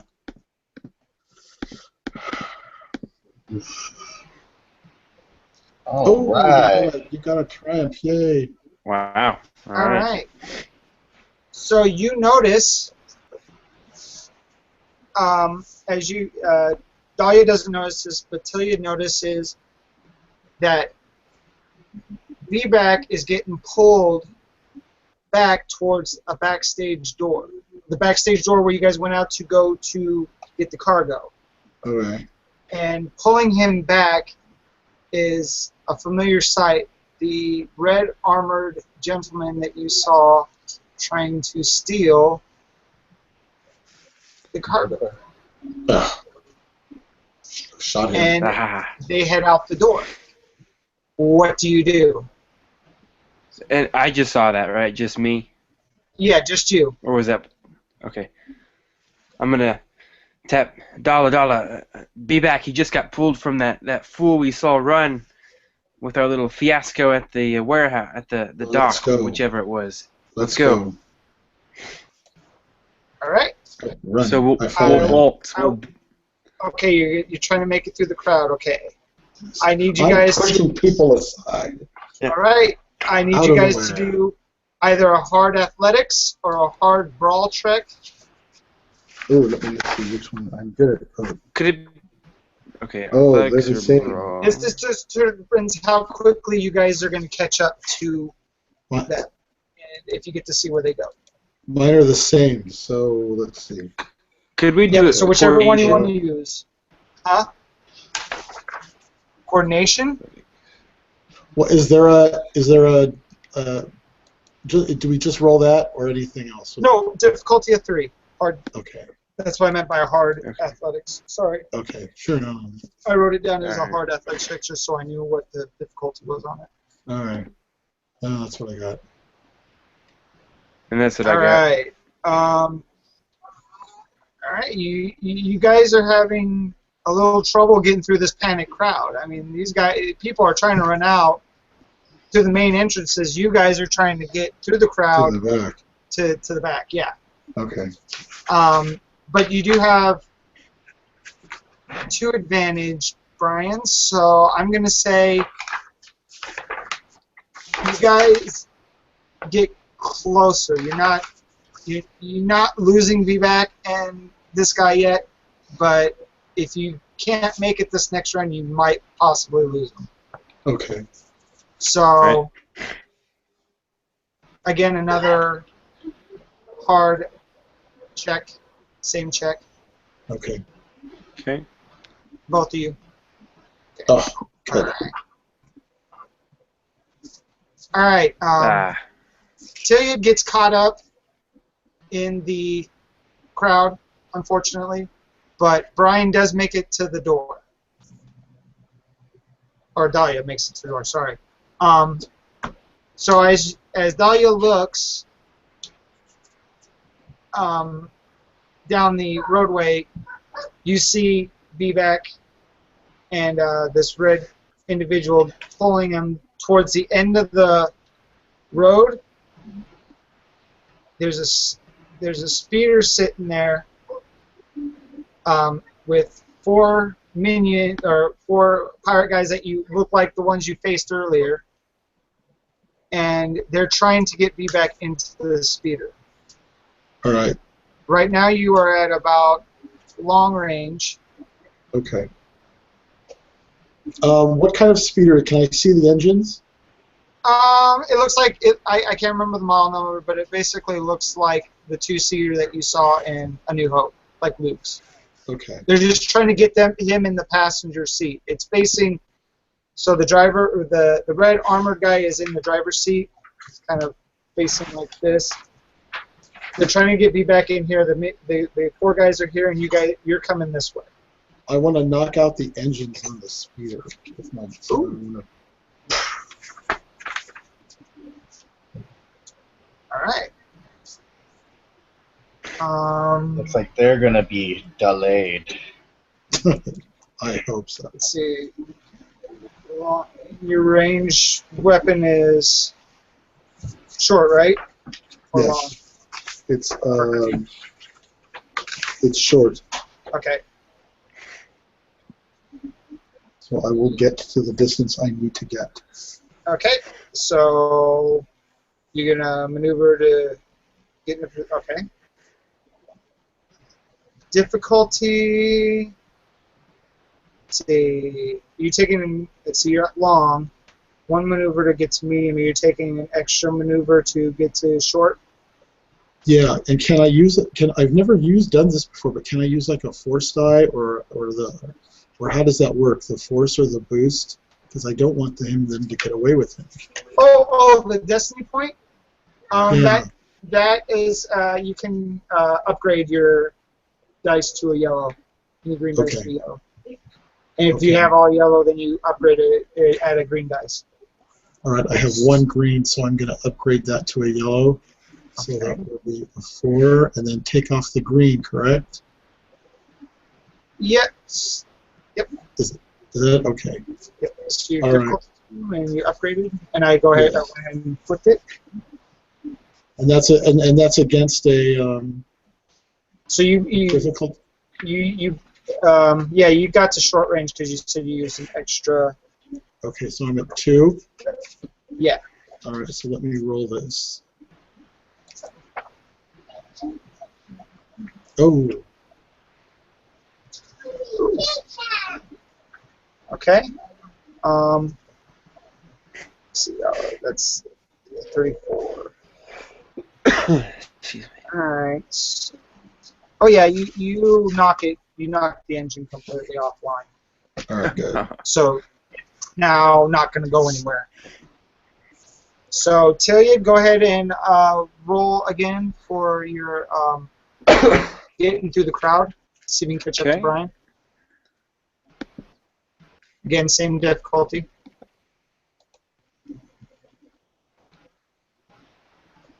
No. Oh, nothing. Yeah. All right. Shoot. You're still Yeah. having problems getting there. You're getting a little bit closer, but the crowd's starting to thin out. So you probably will get to the doorway of the next round. Okay. So we'll go back to Brian. Brian, you're within short range now of everybody. What are you going to do? Let him go is what I yell at them. And the guy in the red armor goes, not a chance. Then I shoot him. Shoot the guy in the red armor. Yeah. All right. Difficulty 2. Okay. Ooh. Wow. Oh, Alright. wow.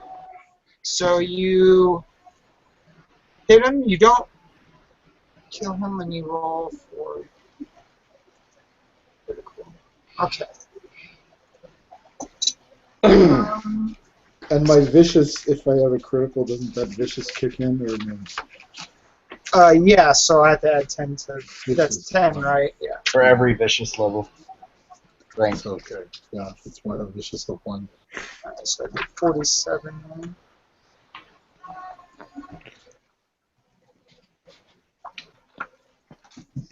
All right. Well, I'm just gonna say because I can't find it, but he's gonna hightail it out of there. You hit him. He gets hurt. Not enough to kill him, but he's gonna hightail it out of there. And what do you want to do with your triumph? He's gone. He's like you knocked out his engine. The speeder What about the can't rest? get away. What about the rest of them? They're just kind of standing there. They You. don't know what to do. I point at them. Go. Run. And And I grab B-back. all right, so the minions kind of, with their leader now gone and not knowing what to do, they just scatter. So B-back's just kind of left. They kind of just drop B-back on the ground and split. I help him up. Go, let's get out of here. Are you all right? And I ask him as we're, and I'm making sure as we're moving back, make sure. And it's B-back's not like, follow.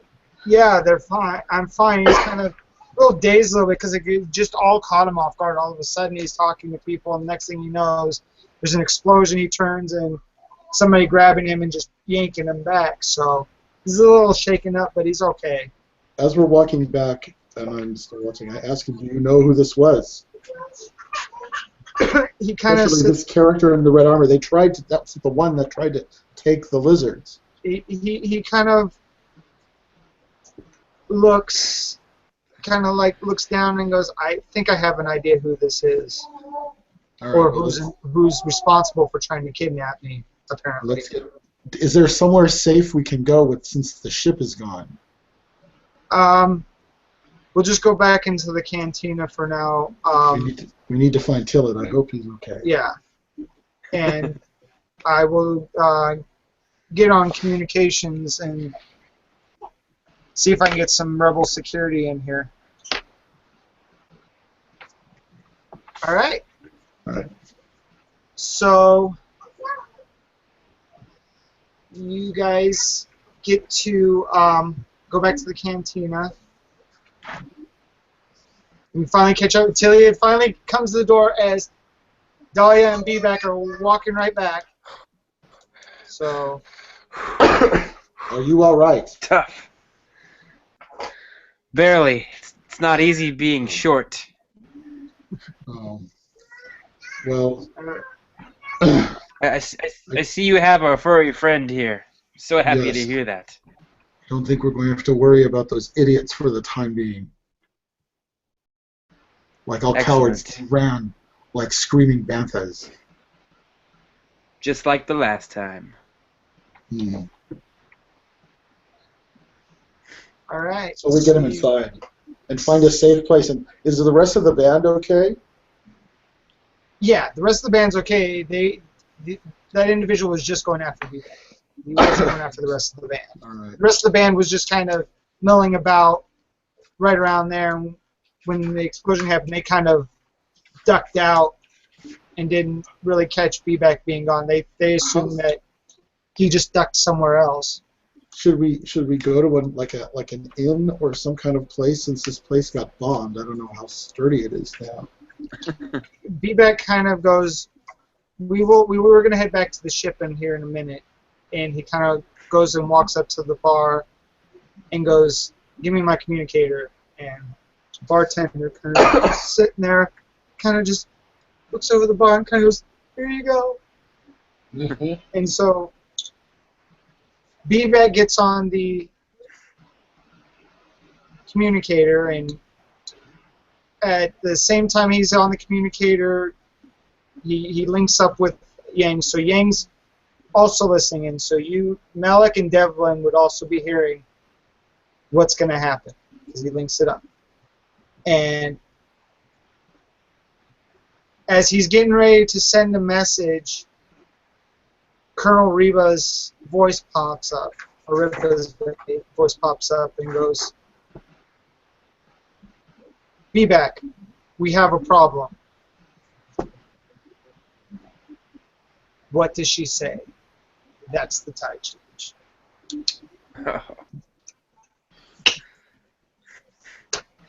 Wait, we've got a problem, she says? Yep. What does she say afterwards, basically? This basically lets you guys get to decide where we're going to take this story. Nice. Oh, man. I thought that would be good Alright. because I was like, I don't know how I want to end it, but I want to end it off spectacularly, and tide change would be perfect. I think I got something. Okay, yeah, whoever wants to go, whoever's got one, we'll take our time because like I said, it'd be a little bit earlier it'd be a shorter game. I kind of knew that, so this will give us plenty of time. I have. Okay, go ahead. Who's going? I have one already. Okay. I'll let Brian go first because I'm still partially formulating mine. All right. She says we have a problem. Lord Vader is on his way.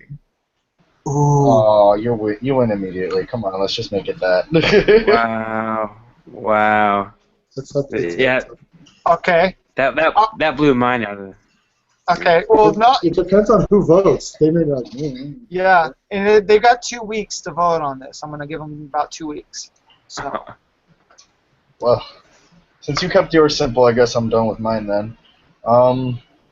Alright, Reva says we've got a problem. Battalion of stormtroopers are on their way. That was actually the one that I wanted. Ooh. Yeah. That could be good too. All right. Sean or Tyler?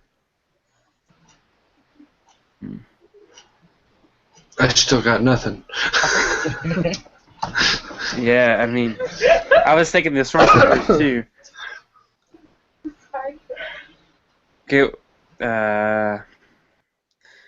we have a problem. An Imperial fleet has arrived, and there is a battle commencing on the in the grounds where the holy whatever it is, the holy place. Around Tatooine Yes. or around? Okay. What was it? Tatooine, where they're at. So there's a battle going on above the skies and below. Space battle? Ooh. I like that one too, Sean. Space battle is always nice. Okay, kind of a combination along with Tyler's that there's a fleet that's arrived, a battle is going on, and that B-Back's pet force users have got more company. Okay, so fleet has arrived at Tatooine also. Yeah. You have to hit him with a Gucci.